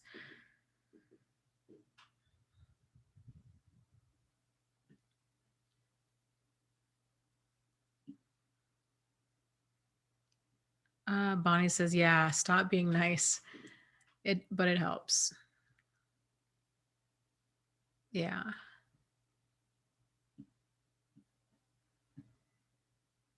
Lilith says, that's why I have more walls up with men. I think it's very common, for a lot of women, especially if you've gone through this enough times, it just gets to the point where you're like, I'm just done. I'm just done. And yeah, I'm a lot more mindful now of kind of how, well, yes and no. Like I'm more mindful now about how stuff can be perceived, but more so I'm more mindful about how somebody treats me. Um, because sometimes you can't even, like, there's nothing, I mean, it's them, like, it's their behavior. I know when I'm flirting, I know when I'm not flirting. And I had another instance, same job, with a coworker. It was the weirdest thing. We all went out to lunch. I had not talked to this guy ever before. We all worked, I mean, it's like a big, you know, medical facility. There was like, I don't even know, 100 of us that worked on the same floor. And we were all going to go to lunch for a coworker's birthday. And I didn't know, I was new to town. I'm like, I don't know where we're going. And people were carpooling anyhow. And so we were kind of the last ones out. And I knew of him. I mean, I knew his name, but I didn't like know him. I'd never talked to him before. And so we had agreed like we were going to ride together. And so, small talk over there to lunch, not a big deal. Small talk on the way back. Nice enough guy, it wasn't anything. Like I didn't, it was nothing. It was just chatty coworker stuff. And then after that, I mean, I don't even know. Just things got really, really weird. Began emailing me at work. I had a dating profile up at the time. He was like liking my dating profile. He was chatting me up, you know, through that. And at first I kind of thought, oh, okay, this is really uncomfortable. Then he sends me this like long email about kind of how the light in my eyes has gone out and what did he do wrong and all of this. And I just was like, I don't even know what I've talked to this guy once in person. I don't know how things got to this level. Like it was so uncomfortable. And I was so upset by that. I just cried so much over that situation because I'm like, I don't know what vibe I'm giving out to attract this. And I don't know. It was awful. It was awful. So yeah. I get the point with having walls up because sometimes even that kind of stuff that seems really, like how could anybody kind of mistake small talk for like interest like that? I don't know. But I guess all we can do is just handle it when it comes up.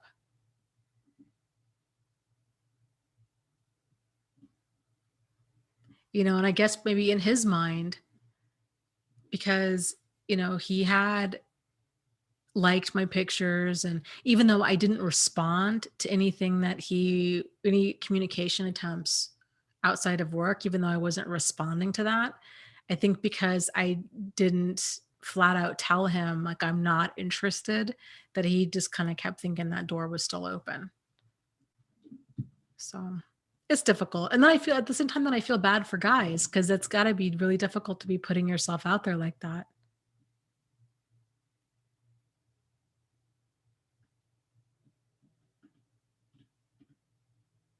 How so, Bear? Bear says, Dana, I think your whole story there is how MGTOW got started.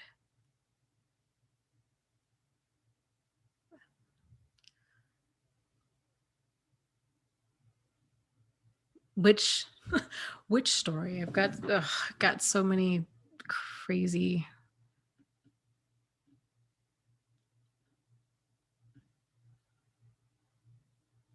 That sounds like a good book. Lisa says, yeah, Nice Girl Syndrome was a good book.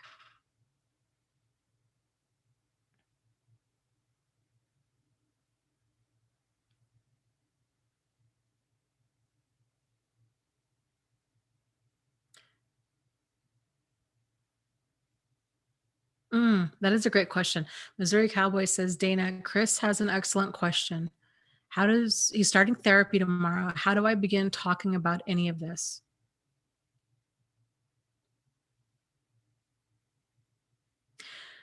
Well, odds are your first therapy session, they're going to do like an intake. So they're going to talk about kind of a lot of things that might feel very unrelated to this, like, kind of explaining, your parents, and are they married? Are they divorced? Do you have siblings? How is your relationship with them? Just so they can kind of get that bigger clinical picture. And then if you're going in there, to talk about, I guess it would depend on like which part of all of this are you wanting to focus on? So, um, I would just say start where you feel comfortable with this. I think you'll find that as you start talking out loud about it, either your therapist is going to have some questions for you, or you're going to, things are just going to kind of pop to mind that you're like, I think I really want to talk about that. It can be uncomfortable at first, for sure. Like sharing all this stuff with another person. But once that passes, it can be very liberating feeling.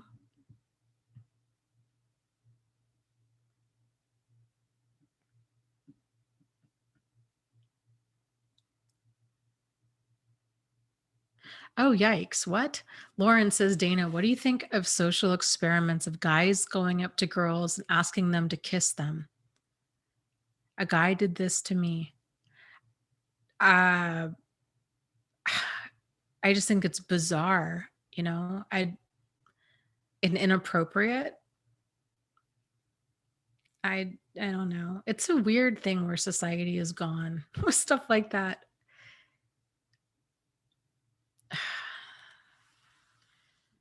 I don't know. It's interesting too, the different social experiments. They had a 2020 episode. One was on kind of how abuse is perceived differently. And they had one where a woman, no, it started off as a guy was yelling at his girlfriend. And of course, they're actors, so it was staged, yelling at his girlfriend. And of course, they're trying to see like how far can they push it until somebody actually reacts. And so he starts yelling at her, and then he starts shoving her.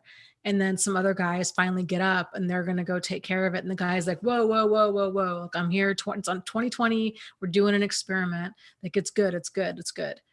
And calm the situation down. Then they did the opposite, right? They went somewhere else in town and had it where the woman was doing the same thing to the guy and yelling at him and started to shove him.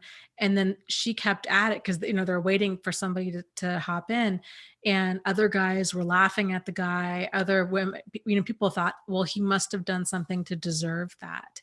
And it's just a very interesting kind of social commentary on how gender and gender roles really impact behavior. And I don't know. I'm a big fan of thinking of it this way. Like, if we can't universalize what we're doing, then there's a problem.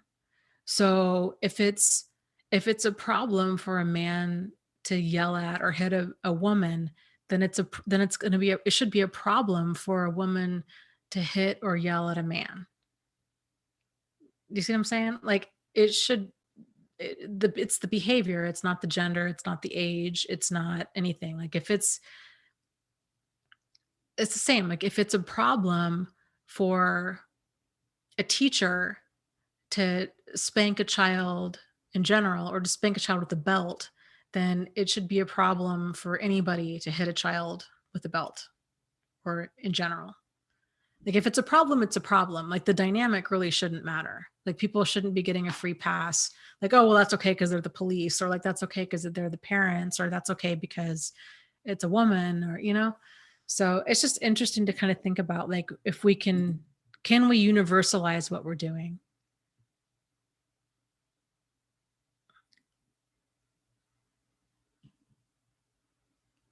Because it's interesting. It's interesting because you can catch your thinking like that with like, oh wow, okay, I didn't realize that that was a problem.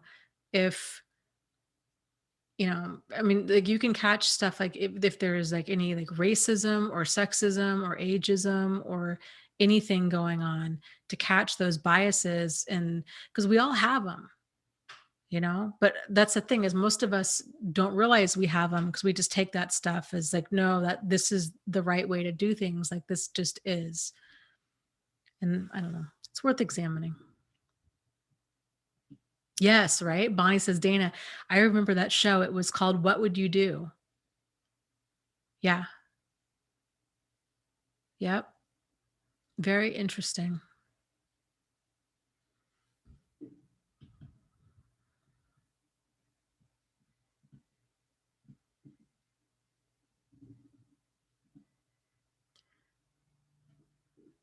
Yes, I agree. Kevin says in his case, it's like, I think they started out just being sick, but they passed it on to the point of being evil. And that is where the point is of no return is, in trying to help them or have compassion for them anymore. Yes, I agree. I think when, and you can have, think you can, I don't, it's a dangerous thing. Like you can have compassion, but at a safe level. It's when a person has compassion or quote unquote forgiveness, and then they go and they put themselves in harm's way. Like that's not forgiveness, that's just being foolish. Like there's a difference there. And I see this and people are like, oh, this person murdered our child, we've forgiven them, and then they like support them while they're going through the trial. I'm like, this is insanity. Like what are you doing? you know that kind of stuff. I see that and how that stuff gets twisted around, and it concerns me, and it really really bothers me. Uh, there was a case here in Michigan about a month ago. A guy had, I don't know if it was, no, I think they were married. He was young. He was like in his mid 20s. Had married this gal who had a teenage daughter. So he had a teenage stepdaughter who woke him up because she was hungry. And he got upset by that, stabbed her to death, then wrapped her body in plastic and doused her in vodka and lit her body on fire. And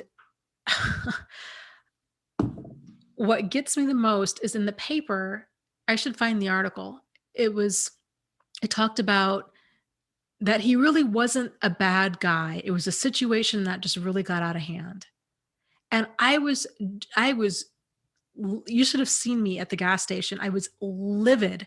And I was livid at the attorney, the defending attorney, that would even say something like that. I was livid at all these people that were supporting this person. Like what he did was so far outside the realm of like reasonable. If that's not evil, then I don't know what is.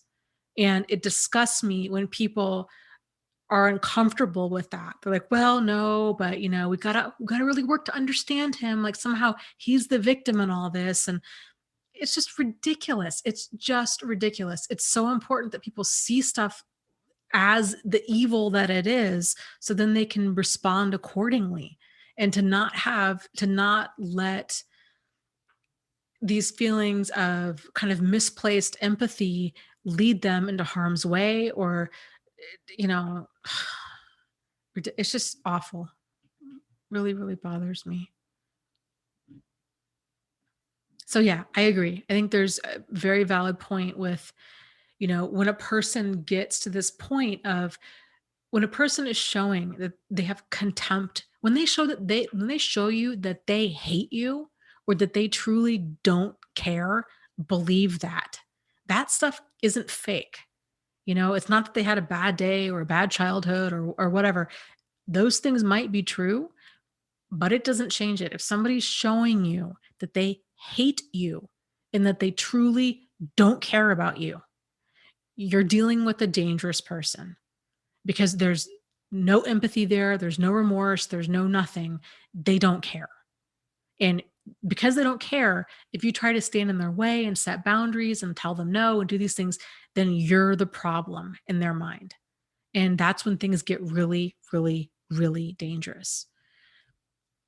So again, this show, this Mindhunter show, one of the good things about it too is it talks, it's kind of these fictional versions of different interviews with serial killers. And they really did a good job at capturing that lack of empathy where I mean, I've seen this time and time and time and time again. And it's so hard for normal, decent people to wrap their minds around this. They don't care. They would, like the guy, stab, kill, set a person on fire, and then go back to bed. Like they don't care. Problem solved. Expendable. People are expendable. They're there to be used, abused, exploited, or for their own, sadistic enjoyment. Like you're not dealing with a normal human being.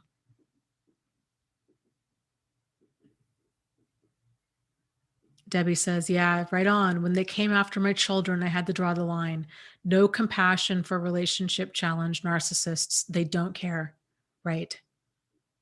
And there's no value in having misplaced compassion. Like it's really a problem. Like we have to have compassion for ourselves and for children because we're responsible for them. If we're not protecting them, then who is? So it's really, really important that our compassion is appropriately placed. And especially if our compassion for them is coming at the expense of our compassion for ourselves or our children, then there's something wrong. Like things are really out of balance. So no relationship is worth your safety or your sanity or your children's safety or their sanity. Like it's not worth it. I get that it's not always easy to leave, but if you're seeing these warning signs and that this is a problem, it's real, and it's again, like it's difficult for normal decent people to really wrap their minds around this, but it's important that we realize that not everybody out there is like you or is like us. They have their own moral code, they have their own moral compass, and some people don't even have a moral compass. This is my main concern and beef with a lot of therapists is and mental health clinicians in general is if they're not familiar with the dynamics of abuse, it's they're experiencing their own cognitive dissonance and their own denial. And if they're thinking that it's really important for a person to be able to separate the difference between a communication issue and a character issue, communication isn't there isn't a breakdown of communication, there's a breakdown of character. That's always going to be there, and that's what was going on before you arrived, before the next person arrived. It's just going to be there. And that's not something that there's not enough eggshells that we can walk on or self-help books that we can read or marriage retreats that we can go on to improve being a better partner or improve our communication skills to get them to change their character. So if somebody's showing you that they just don't have a moral compass, if they lie and they cheat and they steal and they manipulate and they just continue to do all these things, believe that. You're dealing with the person who has no moral compass. They don't care. They don't care. They don't care. They don't care. And it's not a reflection of you. Like your love can't squeeze their brokenness together. Like that's just how they're wired. So it's just so difficult for us to see it clearly, but we gotta.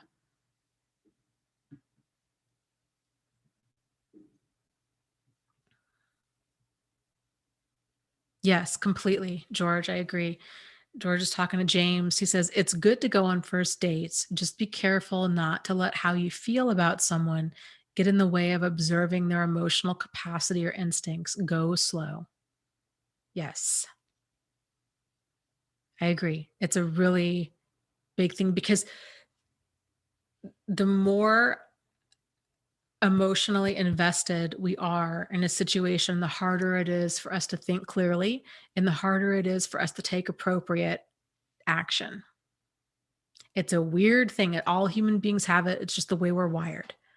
So kind of the solution to that is to go slow and to not get emotionally invested. This is one of the reasons I'm a big fan of, if if you meet somebody through online dating, one of the challenges, the unique challenges to online dating is you can have different types of chemistry with somebody. You can have chemistry, like you can read their profile and you can look at their pictures. Mind you, we all put up like the very best pictures, right? So you're seeing a very edited, scripted reality that they're presenting to you. That's not really how they look. That's just a bunch of really good pictures. So just know that, okay? But so you're seeing a scripted reality to begin with. And it's really easy to kind of fall into like, wow, I'm really attracted to this person, and I like the way that they write, or I mean, for me, I'm a sucker for like, for like something that's well written. So, I like the way that they write. I like just kind of all of that really is very attractive to me, right? There's that kind of chemistry. And then there's the chemistry kind of through email, which is, I know this is going to sound weird, but just hear me out. So there's this chemistry that you have through email, but again, it's more of a scripted reality. A person has they have time to kind of formulate their thoughts. They have time to spell check things. They have time to, kind of just figure out how they want to come across. Then there's the chemistry that you might have through text messages. It's quicker, right? So there's kind of more of this, you kind of figure out, is there a rhythm there? Am I kind of in sync with this person? Do we have the same type of sense of humor? Do we have more of like that communication style in common? Then there's the chemistry that you have over the phone, where, do you like the sound of their voice? How does the conversation flow? Is there things kind of feeling in sync? Then there's the chemistry you have in person. So it's very possible that you can have chemistry with a person all the way up until you meet. And then it's weird. But here's the other thing too. So during all of this time, especially if you've been chatting with them, you're texting for weeks on end or emailing for weeks on end, waiting to meet, during that time, your brain has worked up this whole story, this whole fantasy about who they are. And the thing is, we don't even realize that it's a fantasy. And then we meet them and we think, oh, that's really weird. They're not how I thought they were going to be, because your brain's worked up this whole fantasy. So, and it's frankly, that when you meet them in person, it's always going to be a letdown, because your brain's always going to work things into this fantasy situation. Always. So I'm a big fan of speed through that process. Like, you know, check the profile if you're doing online dating. Okay, are you attracted enough based on these pictures that are probably old and not, like not really accurate of how they actually look? Do you kind of like what you see? If so, maybe email or message. I think now they have like instant messaging on dating stuff. Instant message. Is there chemistry there? Do you click enough? Then talk on the phone. Don't skip this step. It'll weed out about 50% of the people right there. Talk on the phone, 5-10 minutes. Is there chemistry there enough that you actually want to spend your time to meet in person? Don't spend weeks texting them or, talking on the phone to great lengths, because you're going to get emotionally invested in them. And then if it doesn't go well, somebody's going to have hurt feelings. It's not a good idea. So then meet, and ideally meet for coffee. To me, this is just, it's not even a date. It's like, hey, we're just kind of meet because we're two strangers. We've been on the internet, like just to see if there's chemistry, you know, get a cup of coffee, 45 minutes, make it very clear, like, hey, let's meet for coffee. 45 minutes, you'll know within like the first 5-10 minutes if there's any chemistry. You'll know for sure if there's no chemistry. And then you have a built-in excuse, you can get out of there. Then it's not awkward.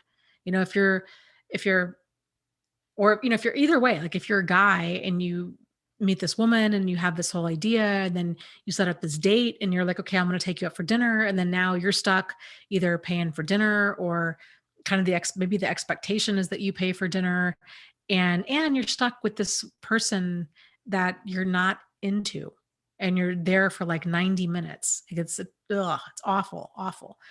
So, or for a woman, right? Like you go on the date, and if the guy's going to pay, or this kind of this, I don't even know. Like there's so many different ways things can go nowadays. But like if you go there and if he does offer to pay, or if you're expecting him to pay, then it's awkward, because you're like, okay, there's no chemistry here.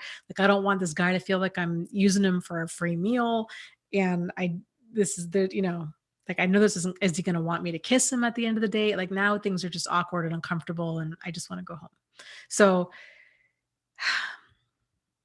speed past things, meet people right away. Scammers especially really rely on creating that intensity and those long lasting, like texting and phone calls and stuff. And they're always like, well, I live out of state, or I'm out of the country for some reason. I'll be back next week, or I'm going to come visit you, or it's always something like that.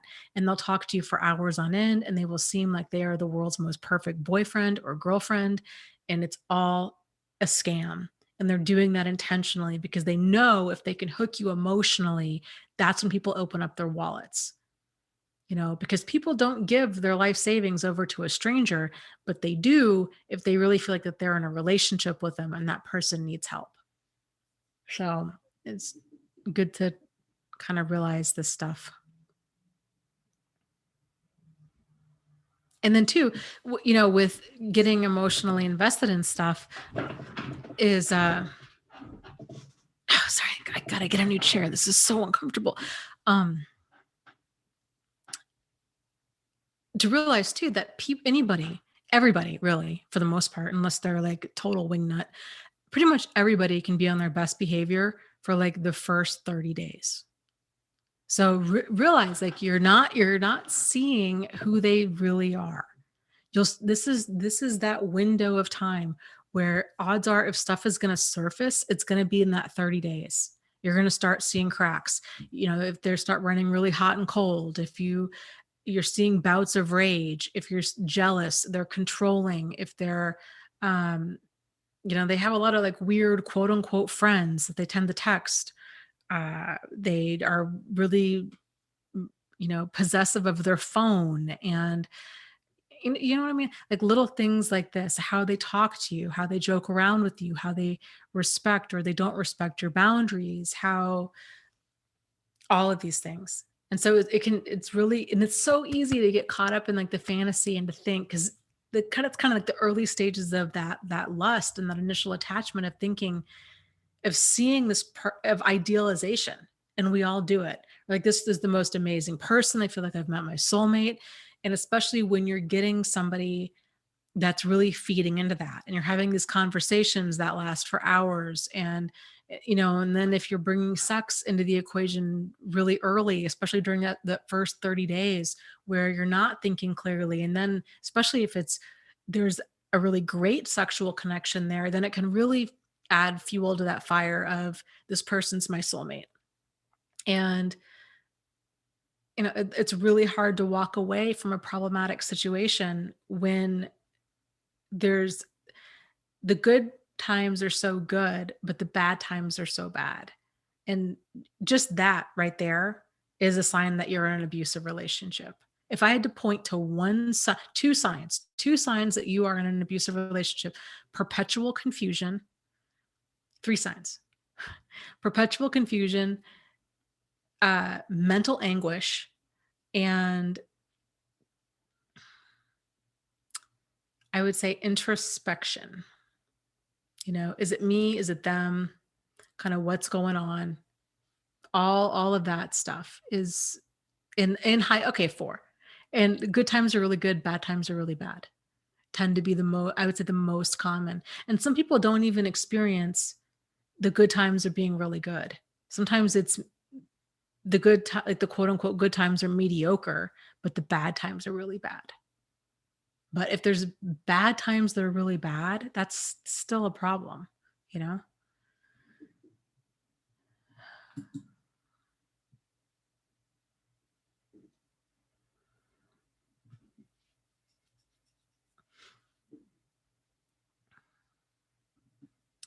Um, Patricia says, yeah, confusion, anguish, introspection. Yes. Yeah. And think about it, you don't feel that way around safe people.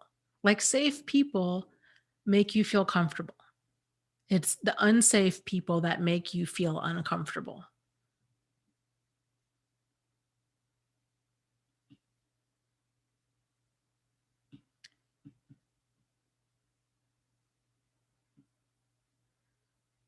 Uh, oh boy. Brandy says, I'm trying to leave my husband with kids slowly. We are now 2 hours apart for 2 weeks now. He's calling me 17 times a day, crying, hyperventilating, thinking of suicide. I haven't even told him I'm leaving yet.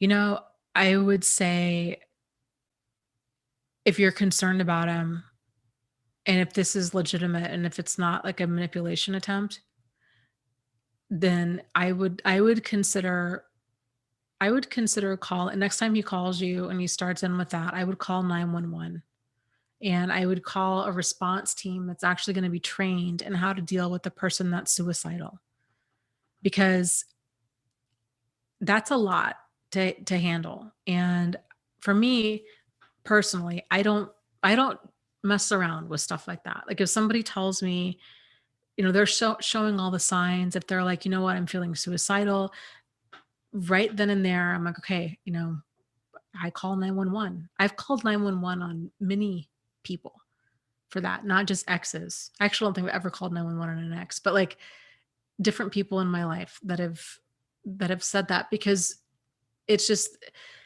they're better off getting like a trained response team over there instead of like you going over there because too, if he is a narcissist, if he is abusive, these things, if he truly is suicidal, can very quickly become like a murder suicide. So I would take this very seriously, and especially if he doesn't know you're leaving and you do leave, that can push him over to the edge where he's like, I've got nothing to lose now. And then that person can become very unstable. So I would just really proceed with caution on that.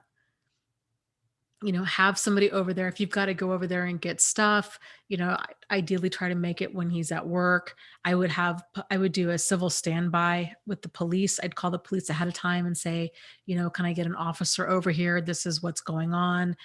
I don't want to be alone. I'm just concerned. Just err on the side of caution always.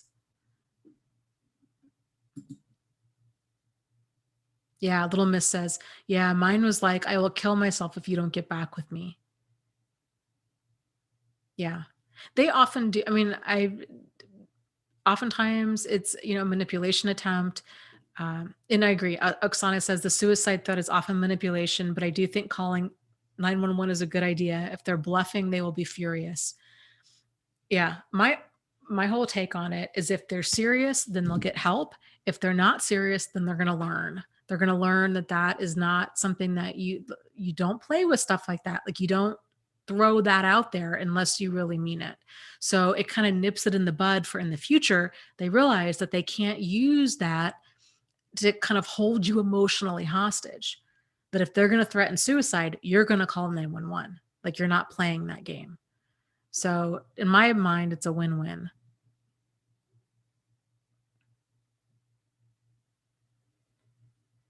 Yeah, and I agree with that too. Maria says, it's not just suicide. I simply don't see myself as an expert in their problems anymore. They need to look within for the answers. I just don't entertain any drama. It becomes poison. I agree. Absolutely.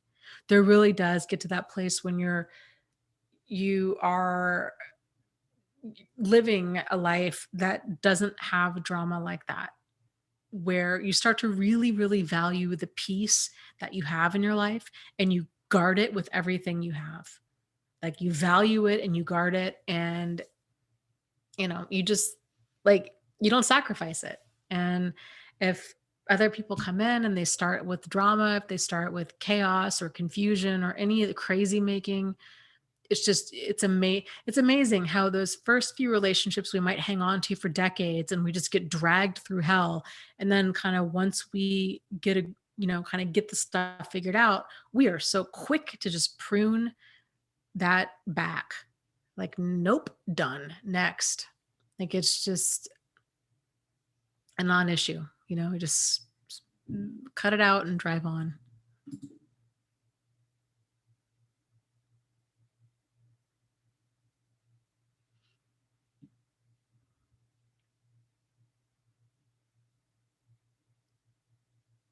Let's see. Missouri Cowboy says, I love the land and the earth. Today I dug sweet potatoes, my hands in the soft, sweet, tender soil all day. That's awesome. So I'm guessing you harvested all of your sweet potatoes. Didn't you plant like 16 varieties of? I didn't even know there were 16 types of sweet potatoes. I need pictures. I need pictures of all these sweet potatoes.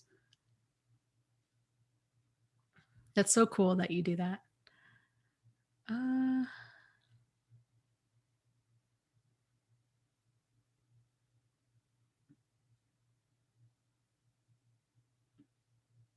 Yeah, Little Miss says, I am not a professional. I can't save a suicidal person.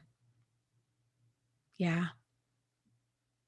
And that's a big burden for anybody to place on anybody else, like it's just a lot. And that's why they do it. So I think a person can feel, they can have a lot of guilt if a person does end up committing suicide and thinking, oh, I should have done something different or what have you. But this way, if you just call 911, then it's dealt with, and that like you did what you could, and then you just got to let the rest go.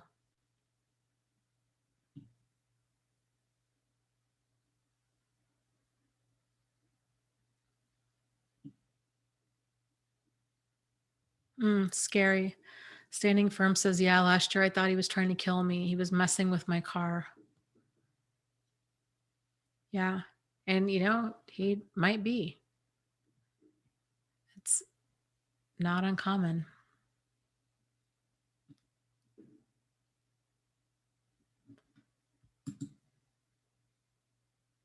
Somebody had mentioned, I don't know if it was in the support group or what, but about their ex like following them and trying to run them off the road. And now if this is somebody else's issue too, this is something just to consider, is they have dash cams now. So we have one, and I don't remember how much it was, but it's really great. Like if you get in an accident, like if something happens, it's all recorded. And I forget how long it holds the video for, but that's just something to consider too.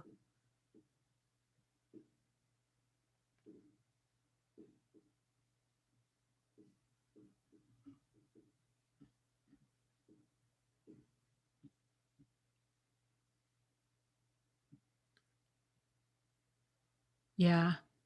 Salon says, yeah, if a narcissist is threatening suicide, don't deal with it alone. Leave it to the professionals. I agree.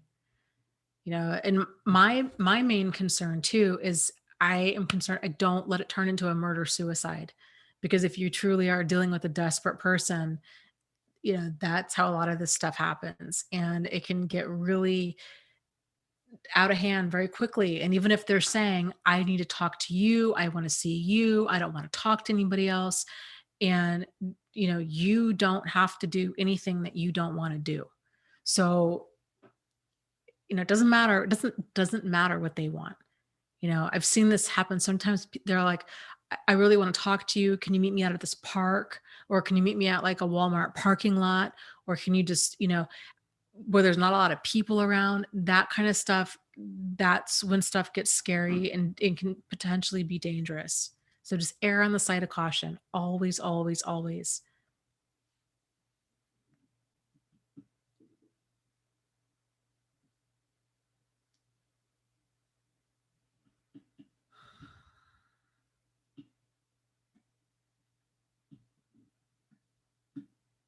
Okay, let's see.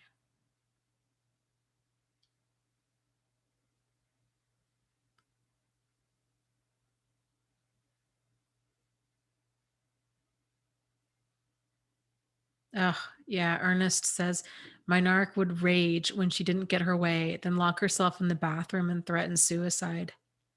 It's ridiculous. I had a friend in junior high and high school who's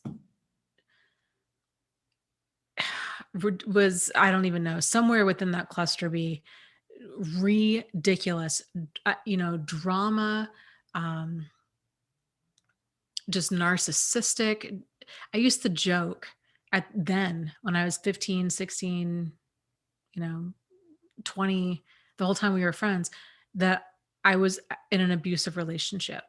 And I didn't realize that I could actually that I was in an abusive relationship because I thought, well, we're two girls and like we're friends. So I didn't see it as actually being abusive, but it totally was. She was incredibly controlling and just freaking drama and just manipulative, awful, awful, awful, awful. There was one time we were at a party and some guy uh, liked her sister, was flirting with her sister, making out with her, I don't know, something like that. And she got really upset, went into the bathroom, locked the door, and then took a whole bottle of baby aspirin, then comes out and announces it to everybody. And then, of course, her sister's like, oh my goodness, calls 911 and the party stops. And now it's all about her. That was so yeah, I get it. Like it was that kind of stuff. And her behavior was just so immature and outrageous. It's just beyond. Don't have time for any of that kind of stuff. It's crazy that I ever thought that stuff was workable.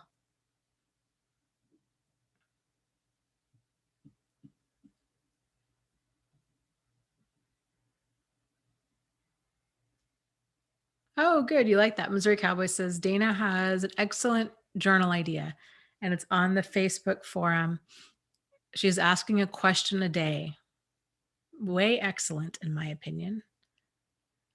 Well, thank you. Yeah. It's fun. It's fun to see everybody's answers on those and to see how different people like perceive questions in different ways.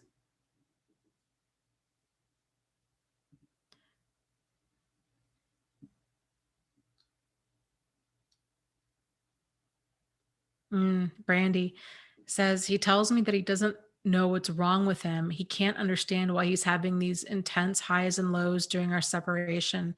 Can I tell him I know what's wrong with him, that he has NPD? I would I would just encourage him to go talk to a therapist is what I would say. If you even say anything at all. Like if you guys are on talking terms, I would just say, yeah, those highs and lows are really intense.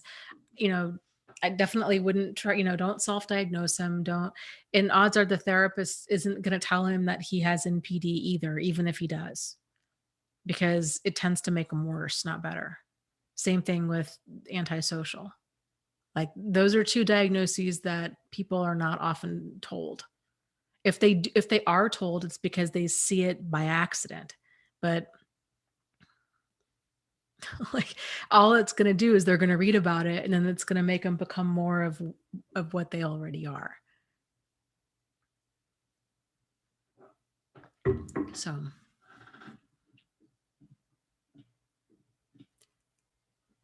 um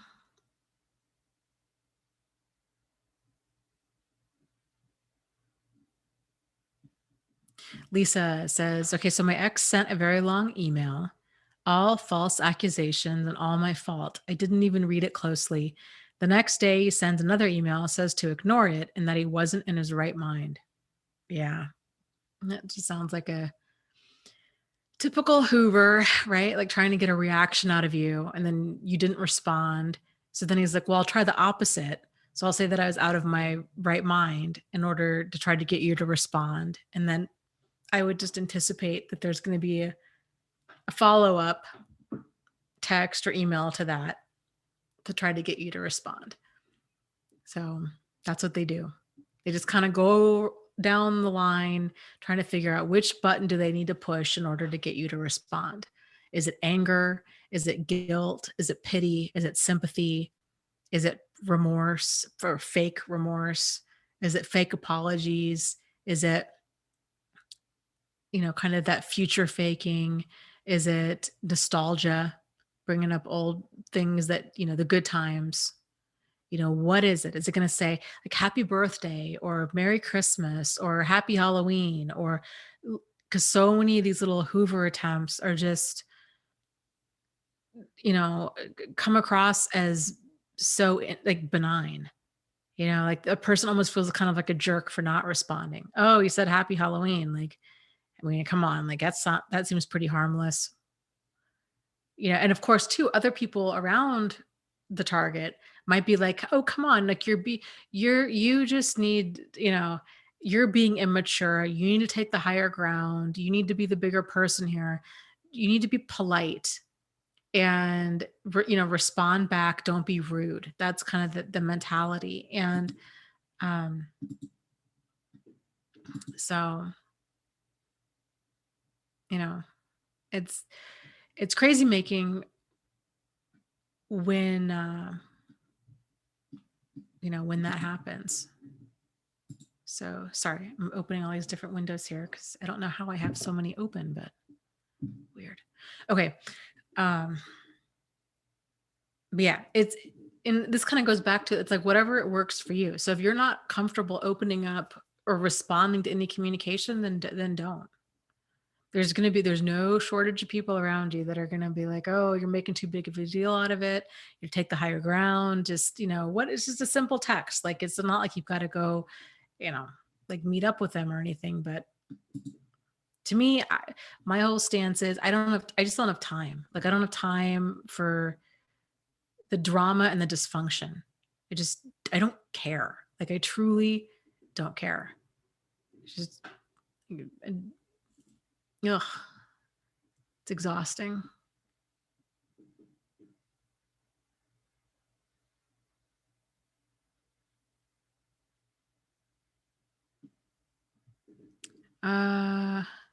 Shannon, oh, people are talking about therapy.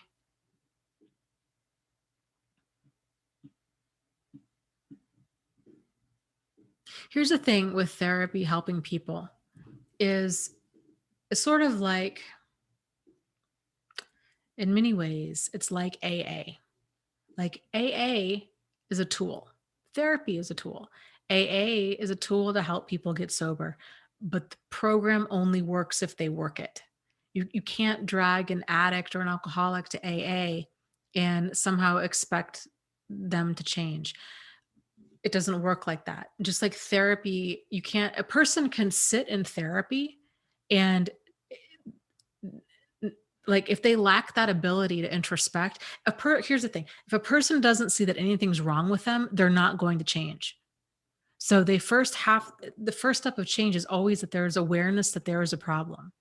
And that's the biggest thing with narcissism is that person is so lost in themselves that they don't realize that they have a problem. And they feel so entitled to just do whatever they want to do.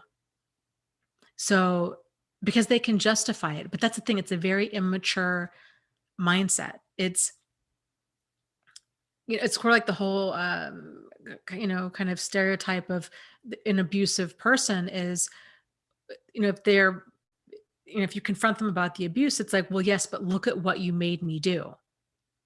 Because in their mind, there's no accountability for like any of their behavior. So if you forgot to buy ketchup at the store And you come home and they fly into a rage and they're cussing and screaming and yelling and slamming doors and kicking the dog and, doing whatever they're going to do.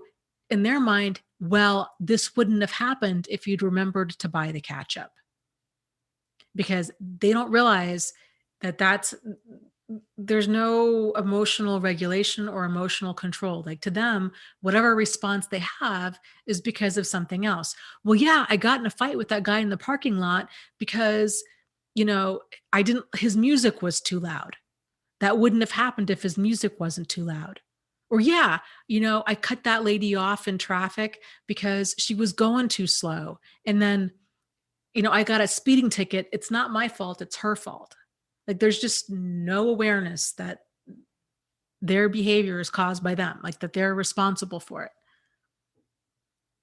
That it's the mind, it's somebody else deserved it. Like, if they cheat on you, it's because you deserved it, because you weren't either there at the time, that you were working too much, that this other woman was throwing herself at him, or that, you know what I mean? Like, it's always an excuse. And it's so easy. And this is why targets of abuse tend to believe that they're somehow the cause of it, because they seem very, there's always the kind of that kernel of truth to it, right? Like, okay, well, I mean, I guess I did forget to buy ketchup at the store.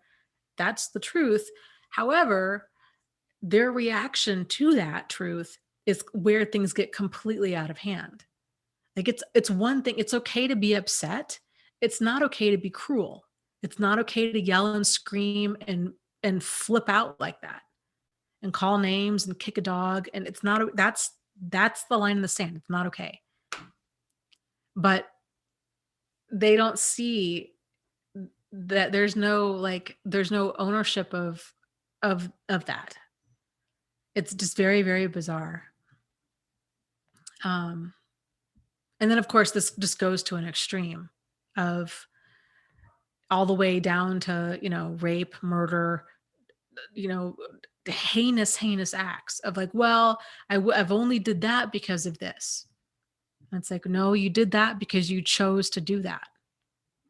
But because they don't have that mature mindset where they realize that they're actually in control, to them, I could see how to them, it would feel very, uh, like they're not, I mean, I can see how they might feel like, okay, it's not really my fault. The only thing, and I've talked about this before, the only thing that I must imagine that it would remotely compare to this is when a person's incredibly hungry and really, really irritable, and anybody says anything, you know, a song comes on the radio that you don't like, you just get so irritated, and like, you smash I don't know, like you punch the radio button really hard to turn it off, and then the radio button breaks and you think, oh, it's that song's fault. It's just, that's what or you're at the grocery store and it's a Sunday afternoon and like everybody in town is there and their lines are really long, and you're hungry, and it's like you're feeling really irritable. But the thing is, that's the thing, like, it's okay to feel that way. It's how you handle it that's going to be the issue, right? That's the challenge. So like, if I'm really hungry, it's a Saturday after or Sunday afternoon, I'm at the grocery store and people are moving slow and the lady at the checkout is writing a check, and like, it's just, you've got to be kidding me. And the other lady is having her 3-year-old put items on the conveyor belt. I'm like, we are going to be here, I'm going to die here. Like, I'm going to be here for all day, right? And I'm so incredibly irritated. It's okay to be irritated, but it's not okay to start yelling at that lady or yelling at her kids or to start throwing items. Or, do you know what I mean? Like, you can't have like a meltdown because people are behaving in a way that you don't like. So that's the part that they miss, because they just do whatever they want to do, but they feel totally entitled to act that way.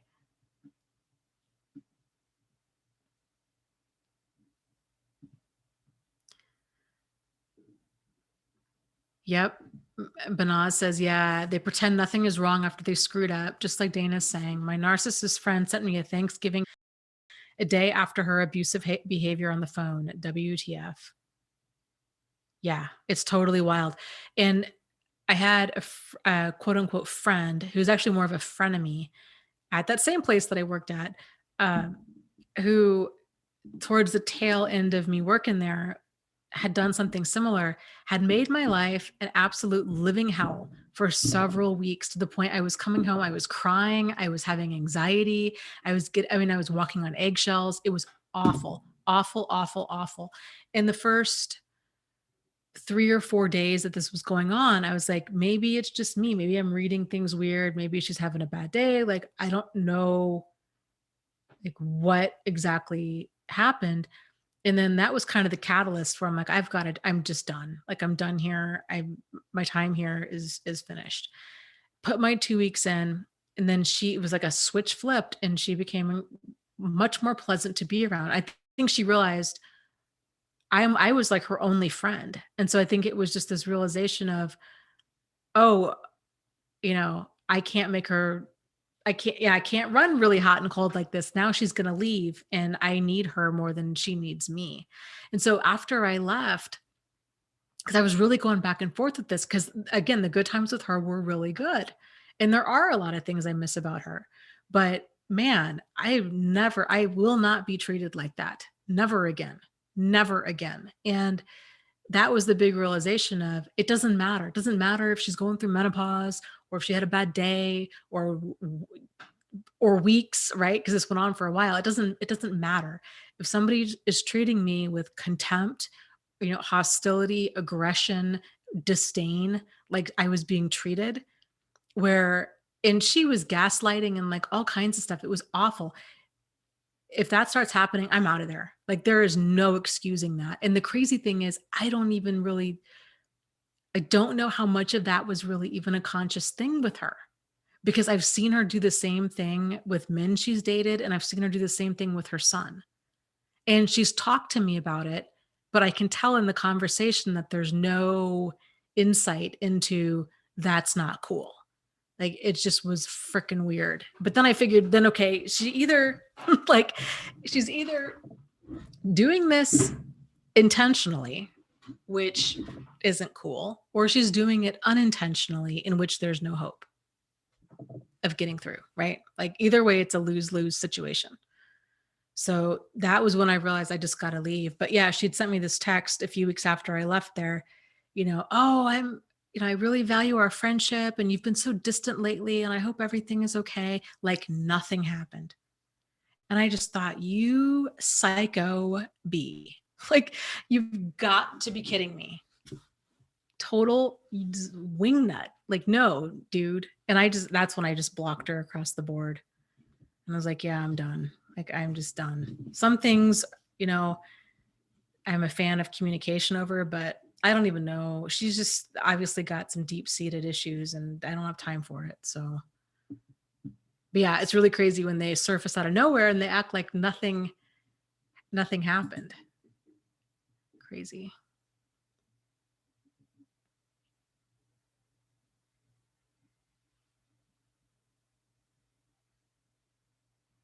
Mm, that's a good one. Respect.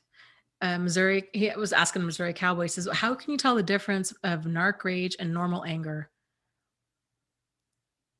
So I'll tell you what I've experienced. Normal anger is, a person is still like reasonable and rational, and it's appropriate to the situation within reason, right? Like, if let's say if you forgot to buy ketchup at the store, and or maybe ice cream, that's probably a better example. Okay.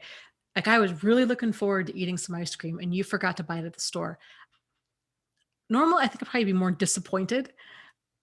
But let's say if I were to get angry about that, right? Like, people are coming over for a birthday party in 10 minutes, and we don't have any ice cream. You know, a normal reaction might be to be like, oh, geez, or to slam the pantry door, or to grab the keys, or be like, well, then you need to go back to the store and get it, right? Like, not saying that any of that's okay, because it's, people make mistakes, but I'm just saying, like, it's appropriate to it. The narc rage tends to be, it's really disproportionate to the situation. And it's generally if they're corrected, or if they're challenged, or if they're kind of confront it in any way. So if you've got like an issue, the few times that I've seen it in my life has been um, making a comment about driving. Like you're tailgating somebody really closely.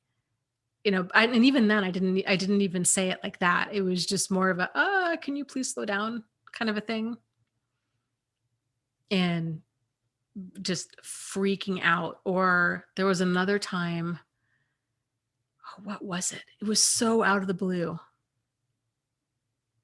We were having a totally normal conversation, and um, it was about racism. That was when I really realized with this one guy that it needed to end. And he was talking about some different videos on YouTube, and basically he was racist. And but it was just like, it just was so weird to me, because I'm like, this is the year 2017. And so it wasn't computing. And so I was asking him about that, and I was trying to get him, I guess I was just trying to make sense out of something that seemed so like, what? I mean, it just was so out of the blue. And he just began yelling at me. So that was like kind of a 2-in-1. Kind of realized like, no, you don't get to talk to me like that, A, and then B, that you have outrageous beliefs, and I'm done here. So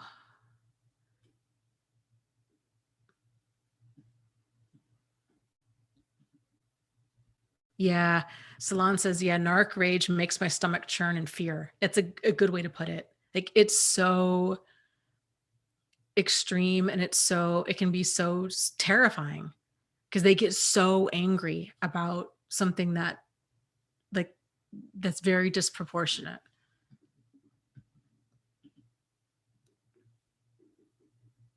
Yeah, Lilith says, yeah, my narc would rage if you bumped into something. Yeah, I could see that.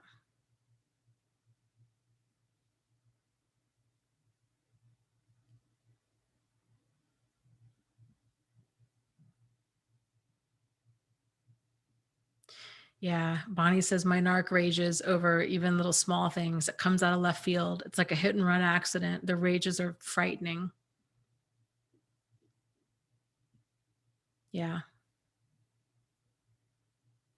Ernest says my narc's mask started to slip, and she said it was PMS. Well, that's the thing. Like, the- uh, you know, that's not an excuse to rage on somebody. Like, yeah, during that time of the month, we are hormonal, and we're a lot more emotional than we normally are. We cry a lot easier. We become a lot more irritable than the normal. It's hormones. It's the same thing, with menopause and all of that. But it's okay to be upset, but it's not okay to be cruel, and it's never okay to be abusive. It doesn't matter. Doesn't matter what's going on. It's sort of like if somebody had a bad day at work, and they decided that they were going to come home. They took a baseball bat and started smashing out car windows, and they were like, I had a really bad day at work. you know like, that's totally outside the realm of okay. To me, that's how I view any form of abuse. Like, it's on that level of outrageousness. Like, well, you might have had a really bad day, but it's not okay to come home and to start beating people up, smashing windows, cussing people out, causing fear and trauma and chaos. Like, if you've this kind of where it goes back to, it's not so much the challenges or the problems in life, it's how we cope with them. And if a person doesn't have these coping skills, then it's not just the act itself, right? Like, if a person's like, yeah, I get home, I had a bad day at work, so I come home and I terrorize everybody in the house. The problem isn't work, it's not having a bad day. It's really not even that they're angry. It's a power and control issue. It's them trying to regain that equilibrium in their life. Like, oh, my boss yelled at me, so now I'm going to go home and yell at my family. right? So it's not okay. It's not okay. And so for all of us that are like, okay, well, we need to really focus on if this person could just stop terrorizing us, then everything would be fine.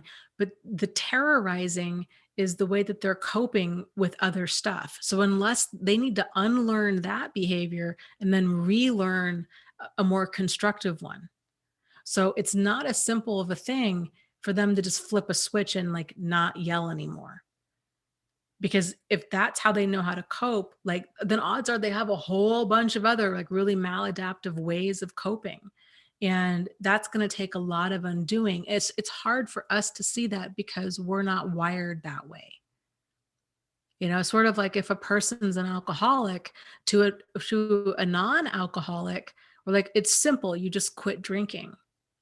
But for the alcoholic, it's not so simple. Like that's how they're coping with things. Like that's what they do. So they have to stop drinking alcohol. And then they have to relearn a whole another set of like ways to cope because if they don't, and this is why most people don't just have like one addiction, they tend to have three.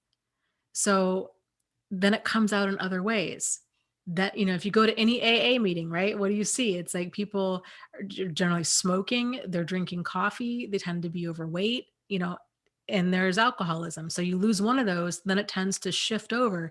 Now it's food, now it's cigarettes, now maybe it's smoking pot, now it's spending money.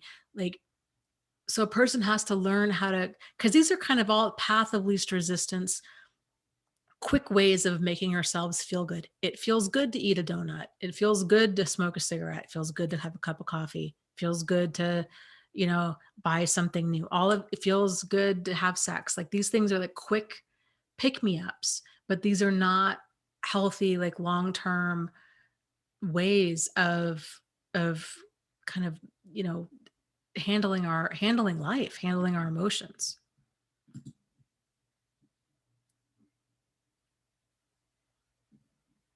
Yeah, Shannon said my mother would rage at me and my dad and give silent treatment whenever she got a headache. She felt entitled and trained us to accept that excuse. Yeah. And I think, the important thing for us is to realize now that there just really isn't an excuse for that. Yeah, totally. Bonnie says, yeah, it feels like you're being assaulted when they rage at you. If you confront them, they arrogantly tell you that they have a right to get angry like that and says, I'm not allowed to get angry. Yeah. Or they'll say, what are you trying to do? You're trying to control me. Or, um, I'm not doing anything wrong. You're just too sensitive, these kinds of things. And really when a person is saying stuff like that, they're seeing things from their perspective. And that again, that's another problem with kind of narcissism is when a person's caught up in that, they don't see anything past kind of their point of view. So even though their behavior is a problem, they're in such deep denial over it that there's no motivation there for them to own it or accept it. And maybe too, maybe that's how they grew up.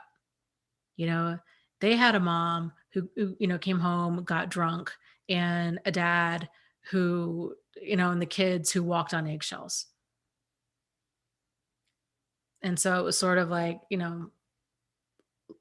that was just normal. And so then they just continue to repeat that pattern.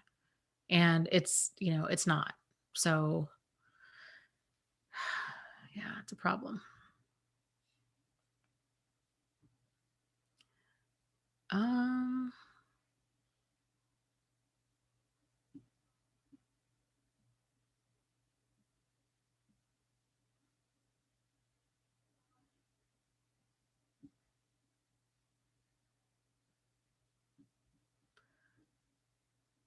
okay, let's see here. Let me scroll up here. Yeah, Jane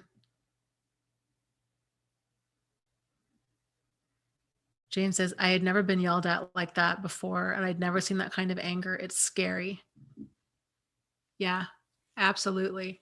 And that's the thing, it's such an important distinction is it's okay to be angry, it's not okay to be cruel, and it's not okay to terrorize other people with your anger.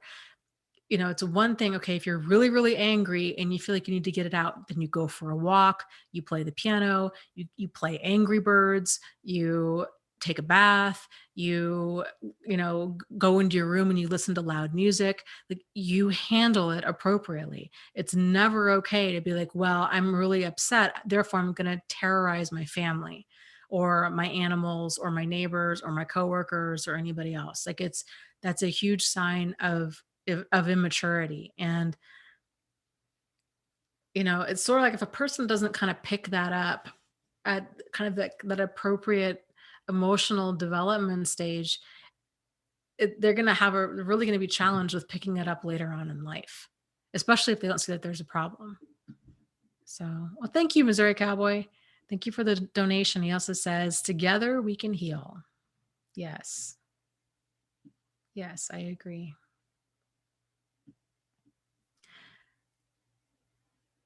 Let's see. Let me scroll down.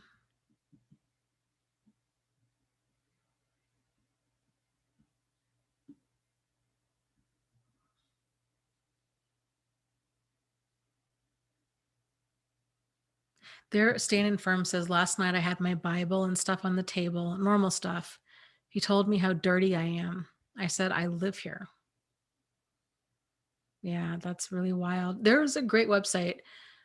Oh, let me see if I can find it real quick that you might be interested in. Let me make sure if I have. So I'm telling you, right? Let me Google it.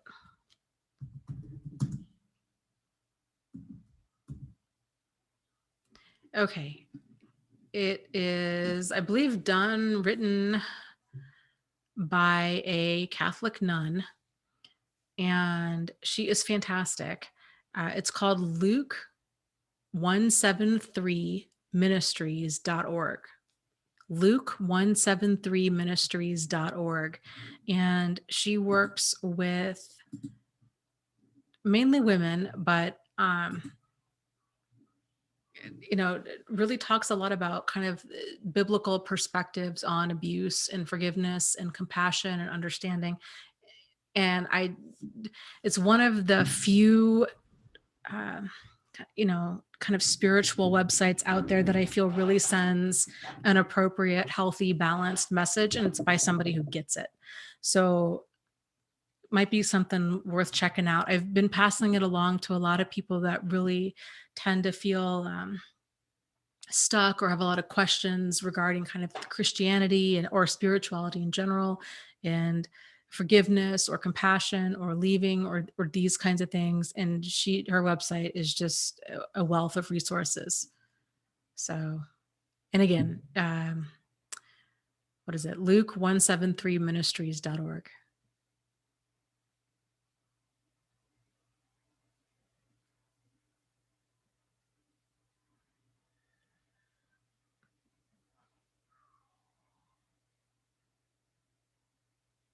Mm.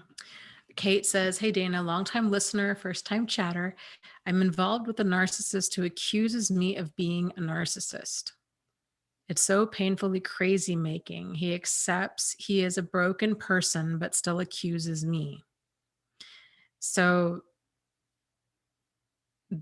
oftentimes, well, there's several things going on there. So oftentimes when a person is accusing you of doing things that you're not doing, especially if they're accusing you of things that they are doing, so if they've been manipulative and you set a boundary and they're like, you're being manipulative, or they've been abusive, you set a boundary and they accuse you of being abusive.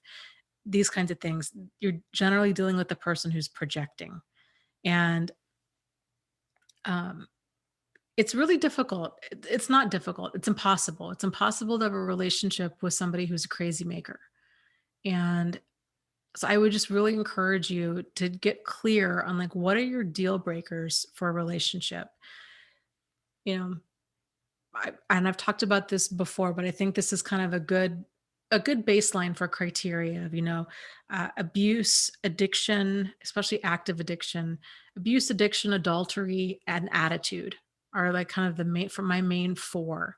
And by attitude, I mean, is it controlling, critical, condescending, chronically negative, uh, demeaning, diminishing, defining? Is it are they draining to be around, kind of in a nutshell? And then on top of that is, for me, I've gotten to the point because I spent so much. So I got here is my kind of learning curve to this. I got to the place where I'm like, okay, I'm doing really good, getting rid of all the people that are like, abuse, addiction, adultery, and the rotten attitude. Got rid of that. But then what tripped me up for years was getting involved in confusing or crazy making relationships. And I felt like those two reasons alone, or even like either one of those, I didn't feel like either one of those was a valid enough reason to leave. I felt like I needed to wait around until I had concrete proof that there was in fact a problem before I left. And one of the biggest aha moments that I've had in the past year, or really probably past 6 months, has been I don't do confusing, and I definitely don't do crazy making. And because it's no relationship is worth your sanity, because that's what that'll happen. That's what happens. Like it's that ongoing confusion. It's followed by introspection.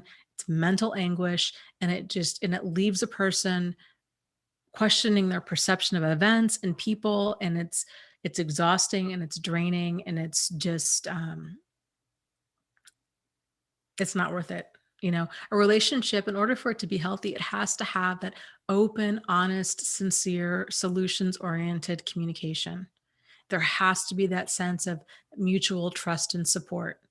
And if you're feeling like you have to have your guard up, or if you're being accused of things, or this person's not really, they're not really safe, you can't really open up around them, especially if you're like, this person's a narcissist, like right there alone, like then it's not going to work, because there is no relationship with a narcissist. They only have room for themselves. So just some things I would encourage you to really just get clear with, where are your deal breakers, and where is your line in the sand with this kind of stuff. Anju says, why do narcs say that they can read people so well? Well, I think a lot of them, so I don't know, it depends. Some of them can and some of them can't. Oh, thank you, Ingrid, for the live stream donation. I appreciate it.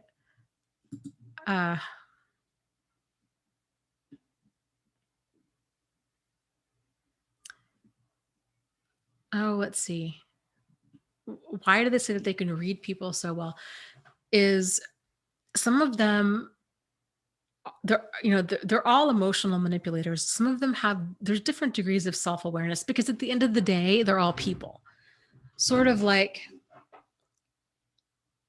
it's like with anything else, right? Like a person, every diabetic is different. Every person that has cancer is different. Every person that has Alzheimer's is different. Every person that has Down syndrome is different. Every person that has, narcissistic personality disorder is different, or antisocial personality, or borderline personality.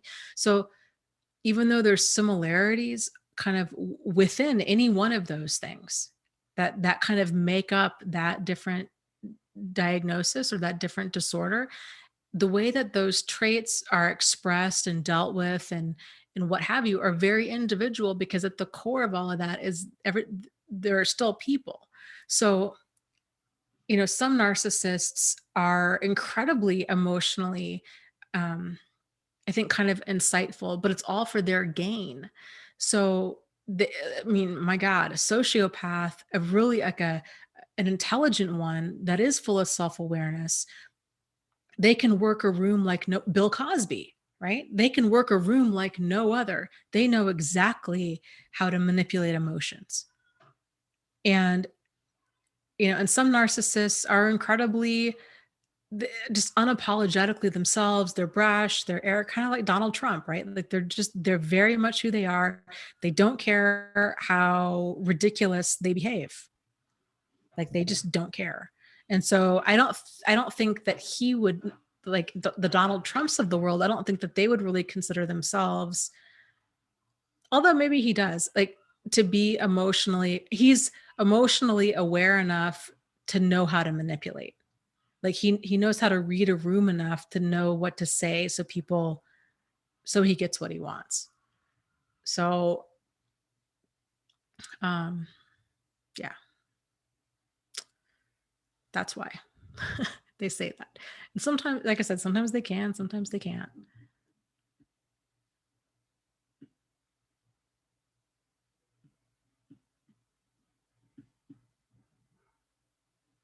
Oh, postmodern signing off. I didn't even get to say hello. Hello and goodbye. She says, I gotta go. My teen just got home. I'll see you guys next week. Oh my gosh, Maria, totally.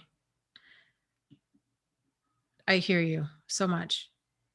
Maria says, all of the mind bending time I spent diagnosing others, I could have gotten at least 3 PhDs. I so wasted my time. I'm so glad my mental obsession with others has gone down. Yeah, I agree. I agree. Although I will say, and I've talked about this before, I really do think that it's a very much a big stage in healing. Because I think people have to get to that place where they can understand like what on earth happened, because it's so out of the realm of normal. It's kind of like a person's entry point in this huge awakening. So yeah, I feel this there. That's a whole nother conversation. Yeah, I would like to, and I talk about this. I mean, first book is out. Second book I don't know when it'll come out. We need to. What do you guys think? When should the second book come out? It'll be done by Monday. But the first book just came out like 3 days ago. I'll be curious to see what you guys say. But my goal is to try to get people to keep going on the journey, because what I see and what I experienced was my first go around with this was thinking that healing from all of this just meant not feeling suicidal and not feeling like emotionally devastated.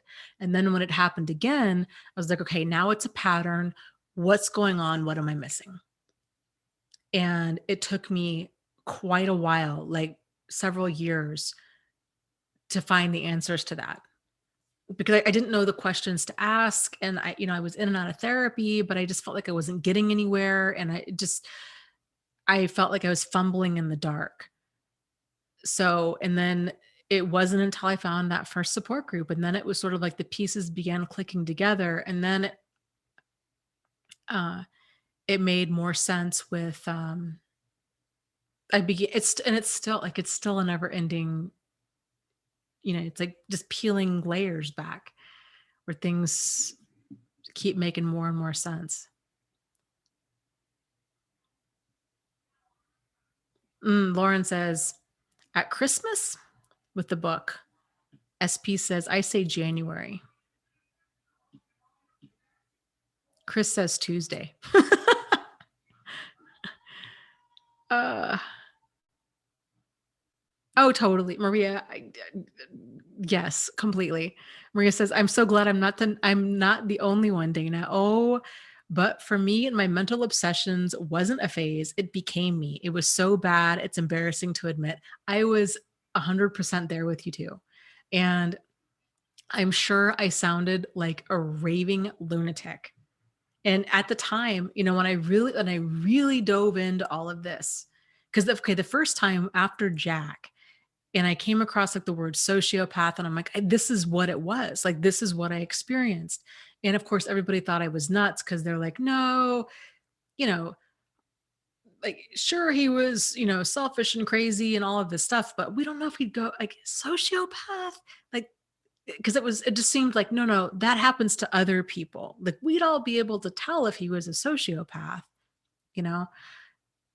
So then there was that whole level of feeling very invalidated and misunderstood. And I'm like, no, this is, and just wanting to warn people, like, run. This guy really comes across like the world's greatest guy. I fully believe he was trying to kill me. Like, this is what I found out about, like, even his ex-wife told me, she's like, just run, because he's not what he says he is. And that really rattled me. And then when I really got into all of this, I mean, it was like 5 years later, um, even still, even working in mental health and even having coworkers that I liked, that many of which were therapists, talking about this, I still I was so obsessive about it. And I mean, even still, like, I read about this, I talk about this, I have the support groups, I do all this stuff. I really felt like I was kind of seen as more of, I just wasn't taken seriously at all. And a lot of it too, I think it was because all of these terms and this understanding and this all of this is not something that is widely known. And that was a very big aha moment for me, was all of the coworkers that I was talking, even though we had, like, most of our patients were antisocial personality disorder, even still talking about it, realizing they don't fully know, like, they don't fully understand this disorder. Like, it's one thing to read about it in the DSM and to realize, okay, this person is, interpersonally exploitative. It's another thing to live it.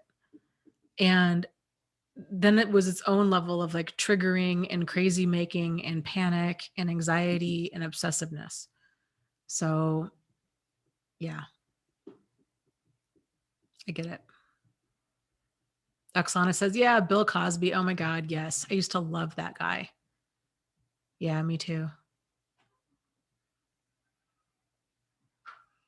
It really is such a shame. I adored the Cosby Show when I was a kid. I just, and even as an adult, like, I thought it was such a fantastic show.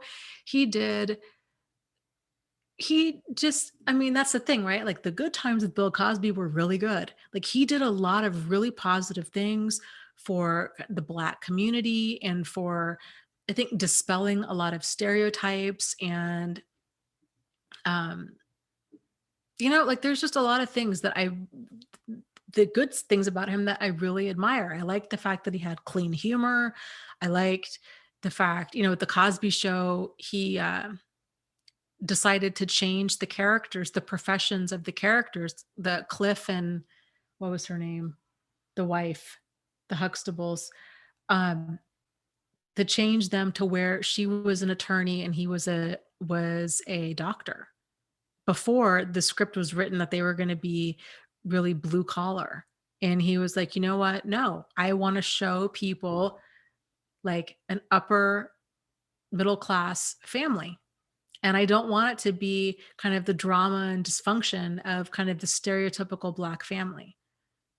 And of course, as a kid, like, you're watching this and you don't even, like, you don't pick up on any of this. But he was, I mean, there was a lot of, like, good things that he did, but it doesn't even out the bad. But yeah, it was totally devastating realizing that he had such awfulness inside of him and was doing these things. Oh, I know. Me too. Maria says, I loved the Cosby Show. I wanted to be the mom. Claire, that was her name. She was so beautiful. I loved Lisa Bonet too. Yeah, she was stunning. She still is stunningly beautiful. And who was the little girl? Was it Rudy? I don't know. The whole that whole show was so well cast. It was I just really enjoyed that show.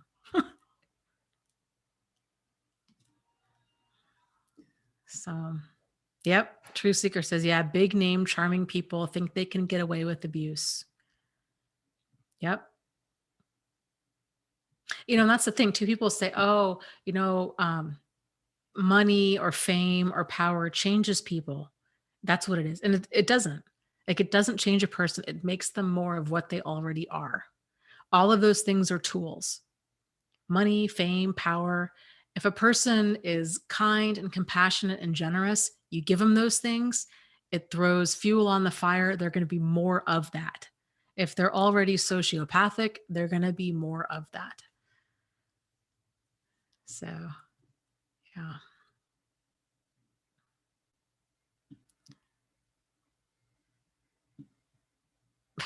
Little Miss was talking about Lisa Bonet. She says, yeah, what a doll. Her husband is so hot. Who is she married to now? She was married to Lenny Kravitz, who is gorgeous. But I haven't kept up with what's going on with her.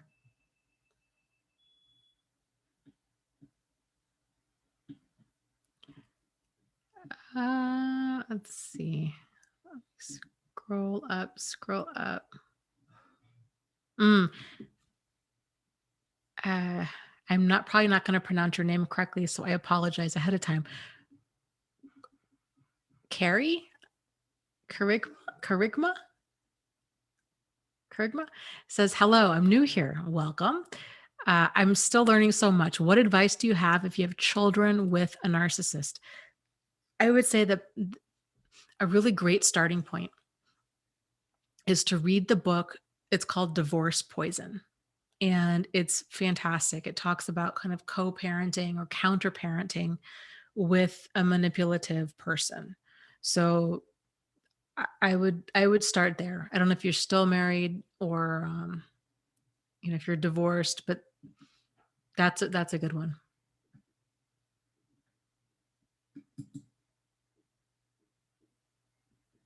And also, I would say getting into support groups can really help. There's a lot of different support groups out there. I would encourage you to join a few. Every group is a little bit different. And the groups on Facebook are a lot more like they're its own animal. So I have a website group that you're welcome to join. It's if you go to thriveafterabuse.com and look under the tab for support group. And then I also have a Facebook group, which is also called Thrive After Abuse. So just something to consider. But I said there's lots of different groups on Facebook too, and on the internet.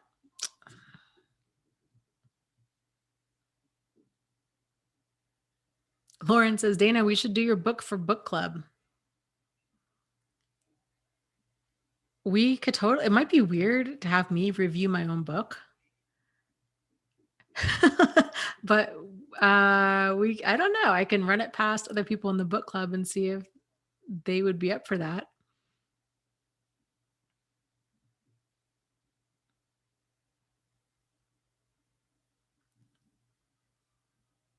So I'll be curious to see what you guys have to say about it. The first book, okay, so if you're just hopping on, my first book just came out like a few days ago, which is super exciting. And it's called Start Here.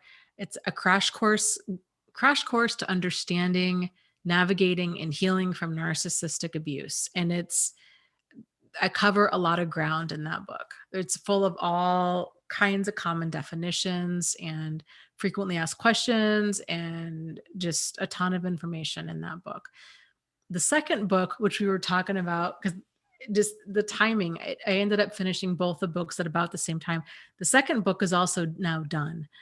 And the second book compares and contrasts a lot of concepts that I see people get caught up in. So, for example, the first book, like one of the very common definitions is love bombing, right? So it gives the first book gives the definition of that and it gives an example. The second book then it compares and contrasts that. So it's like the difference between love bombing and love, or commitment and codependency, or and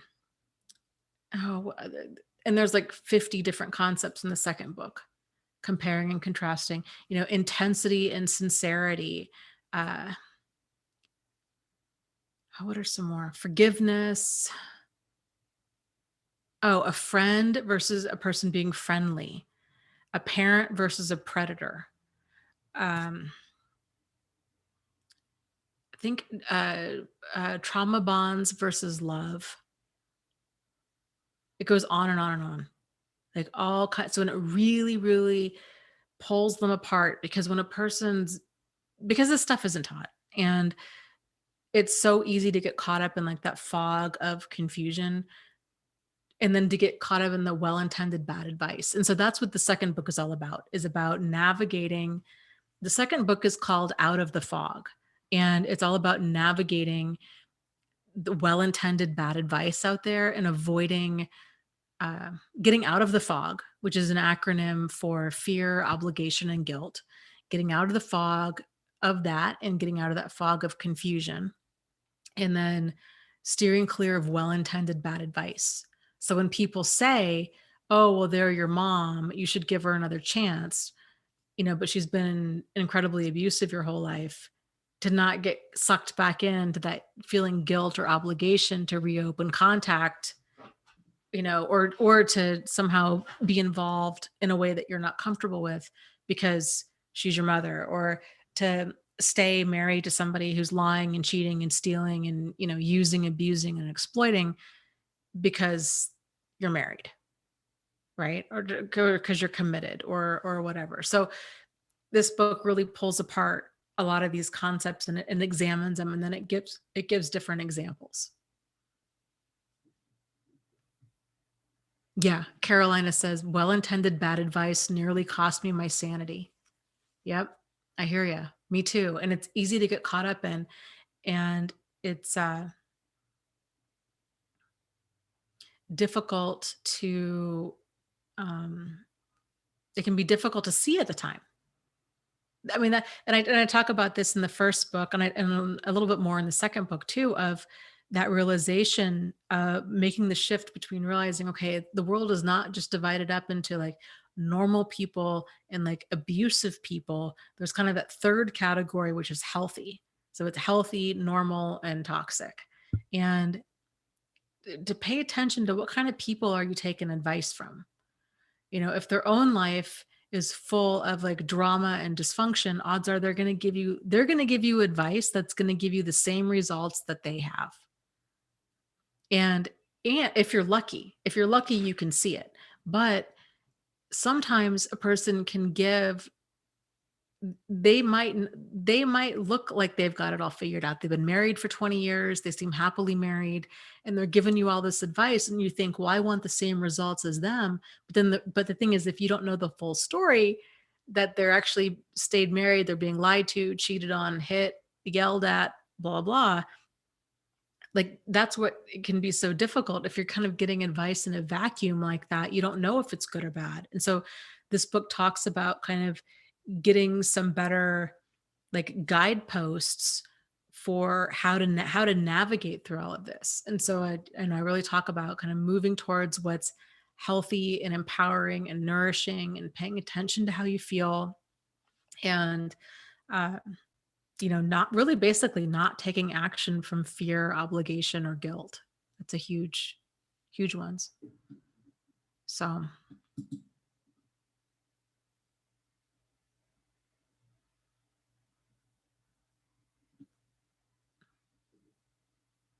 Standing Firm says, yeah, my son is a victim to this because he is very loyal, compassionate, good person, etc.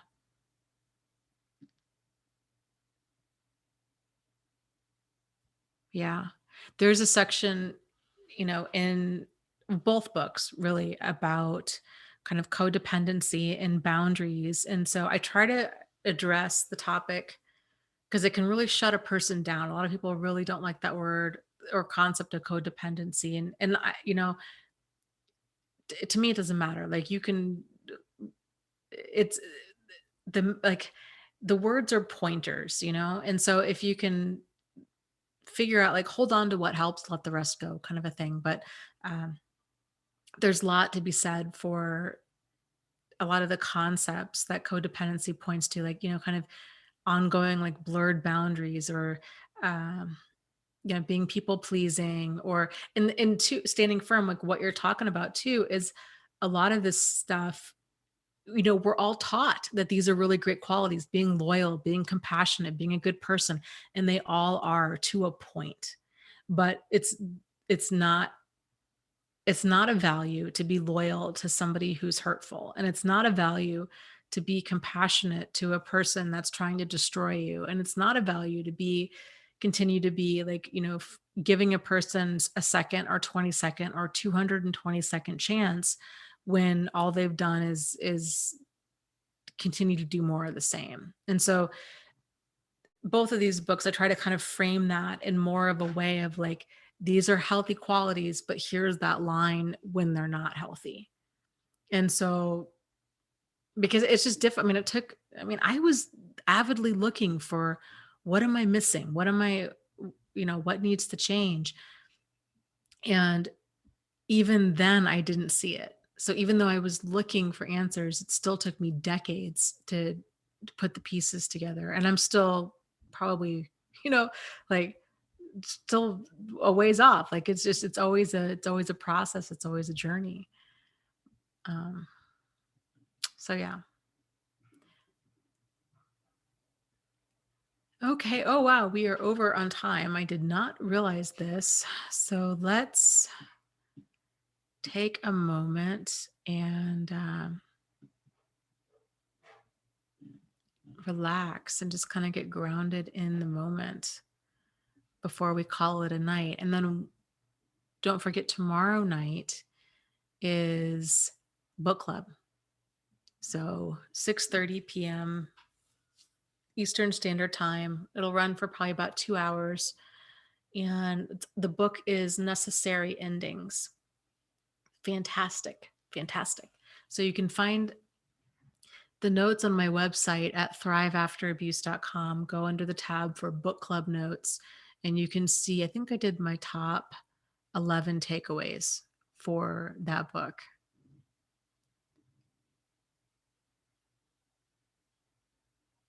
So, okay, yeah, let's get grounded in the moment. So if you can, let's take a few minutes and just get comfortable.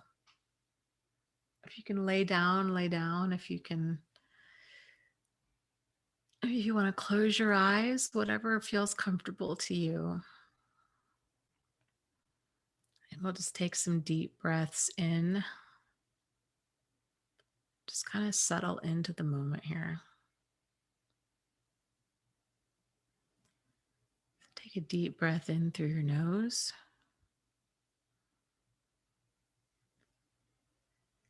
And out through your mouth.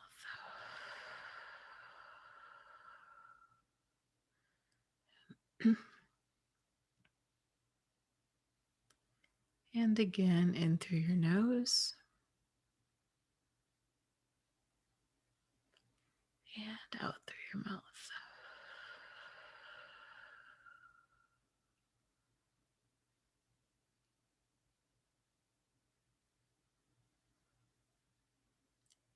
Let's do 3 more breaths. In through your nose.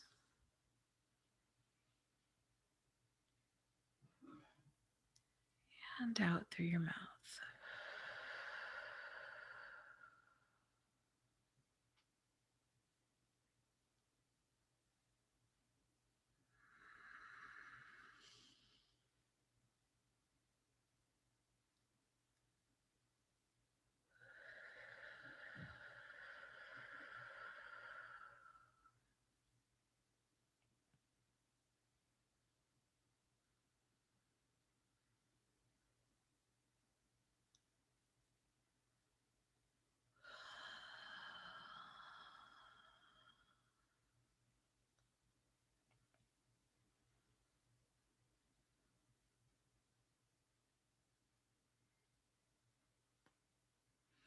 Start releasing the tension in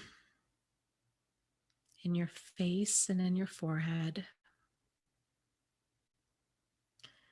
Just letting that tension melt away. Relaxing your eyes and your eyebrows. Relaxing your cheeks and your mouth. Maybe letting your jaw fall open and letting your tongue fall from the roof of your mouth. Just let that tension just slide right off your face. And bring your attention down to your neck and your shoulders. Letting all the tension that you're storing there just melt away. Feel your shoulders as they just drop. Let them just drop down.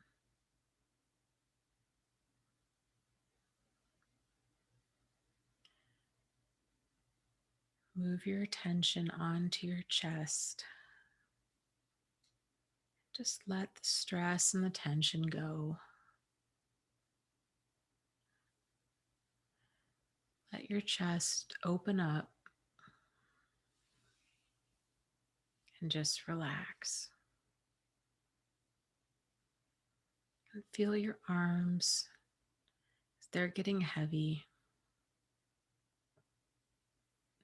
They're feeling relaxed. All that tension, just let it go as it just melts out of your fingertips.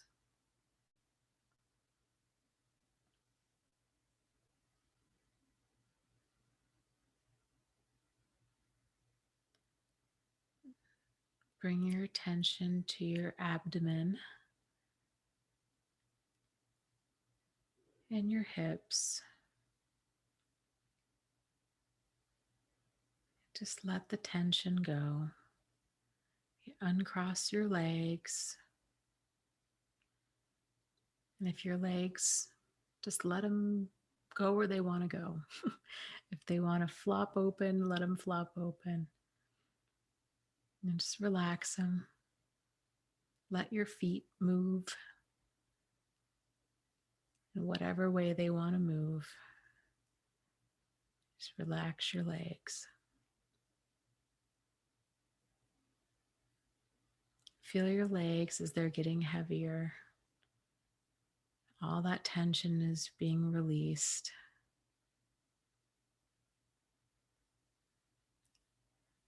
Move on down to your knees and your calves and your feet.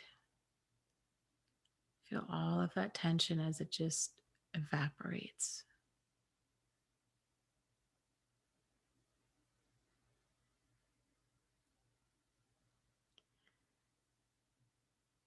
And now bring any awareness that you need to bring to any area of your body that you feel that you're holding any pain or any stress or any tension. Focus on that area, and we're going to take 3 breaths. With each breath, you're going to breathe in with your nose and focus on sending your breath to that area that there's stress or tension. And as you exhale, imagine taking all of that stress and tension with your breath and pushing it far out of your body. Okay, so take a deep breath in through your nose, sending the breath to any pain or tension,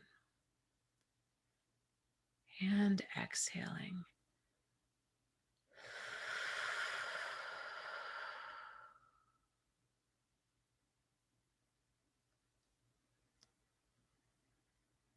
And inhaling through your nose,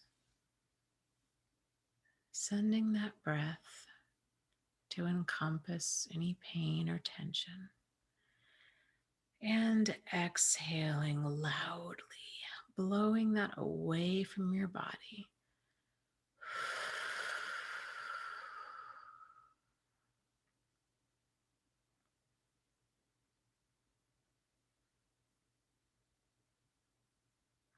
Inhaling, bringing that breath. And exhaling.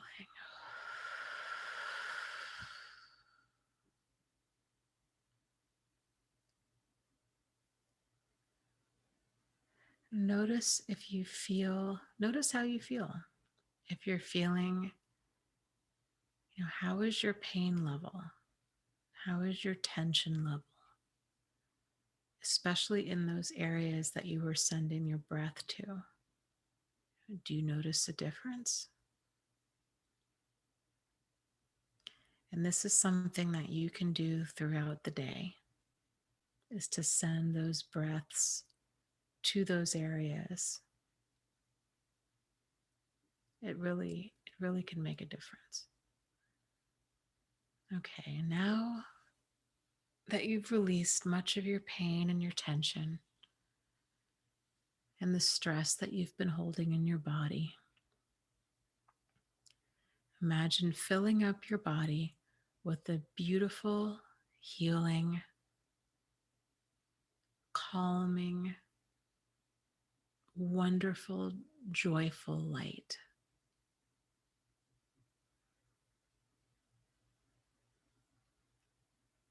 And imagine that light just pouring into your body. And maybe it's splashing around as it's just kind of filling up your arms and your torso and your stomach and your legs. And it's fun. It's fun and it's playful. It's just this most amazing healing feeling. And you just feel like a giant being of light. Now bring your awareness to your hands. Can you feel the palms of your hands tingling? Now bring awareness to your feet. Can you feel the bottoms of your feet tingling?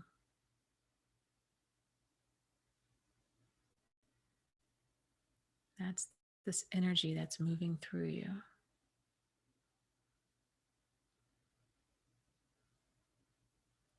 Okay, now let's take a moment and send some of that energy to anybody that you feel might need it.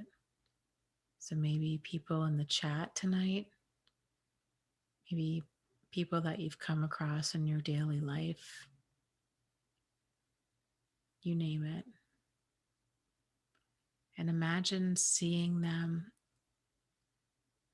and giving them a big kind of energetic hug. And let's take a minute or so and do that now.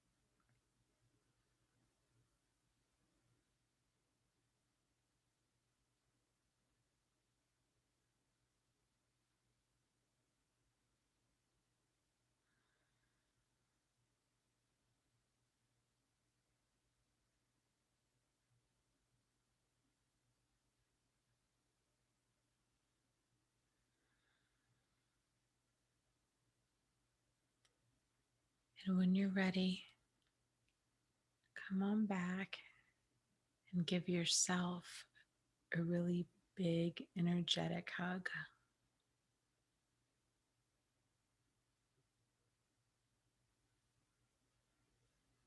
Because you matter.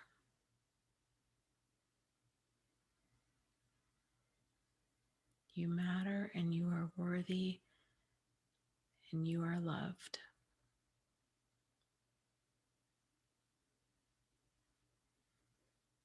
And when you're ready, go ahead and open your eyes.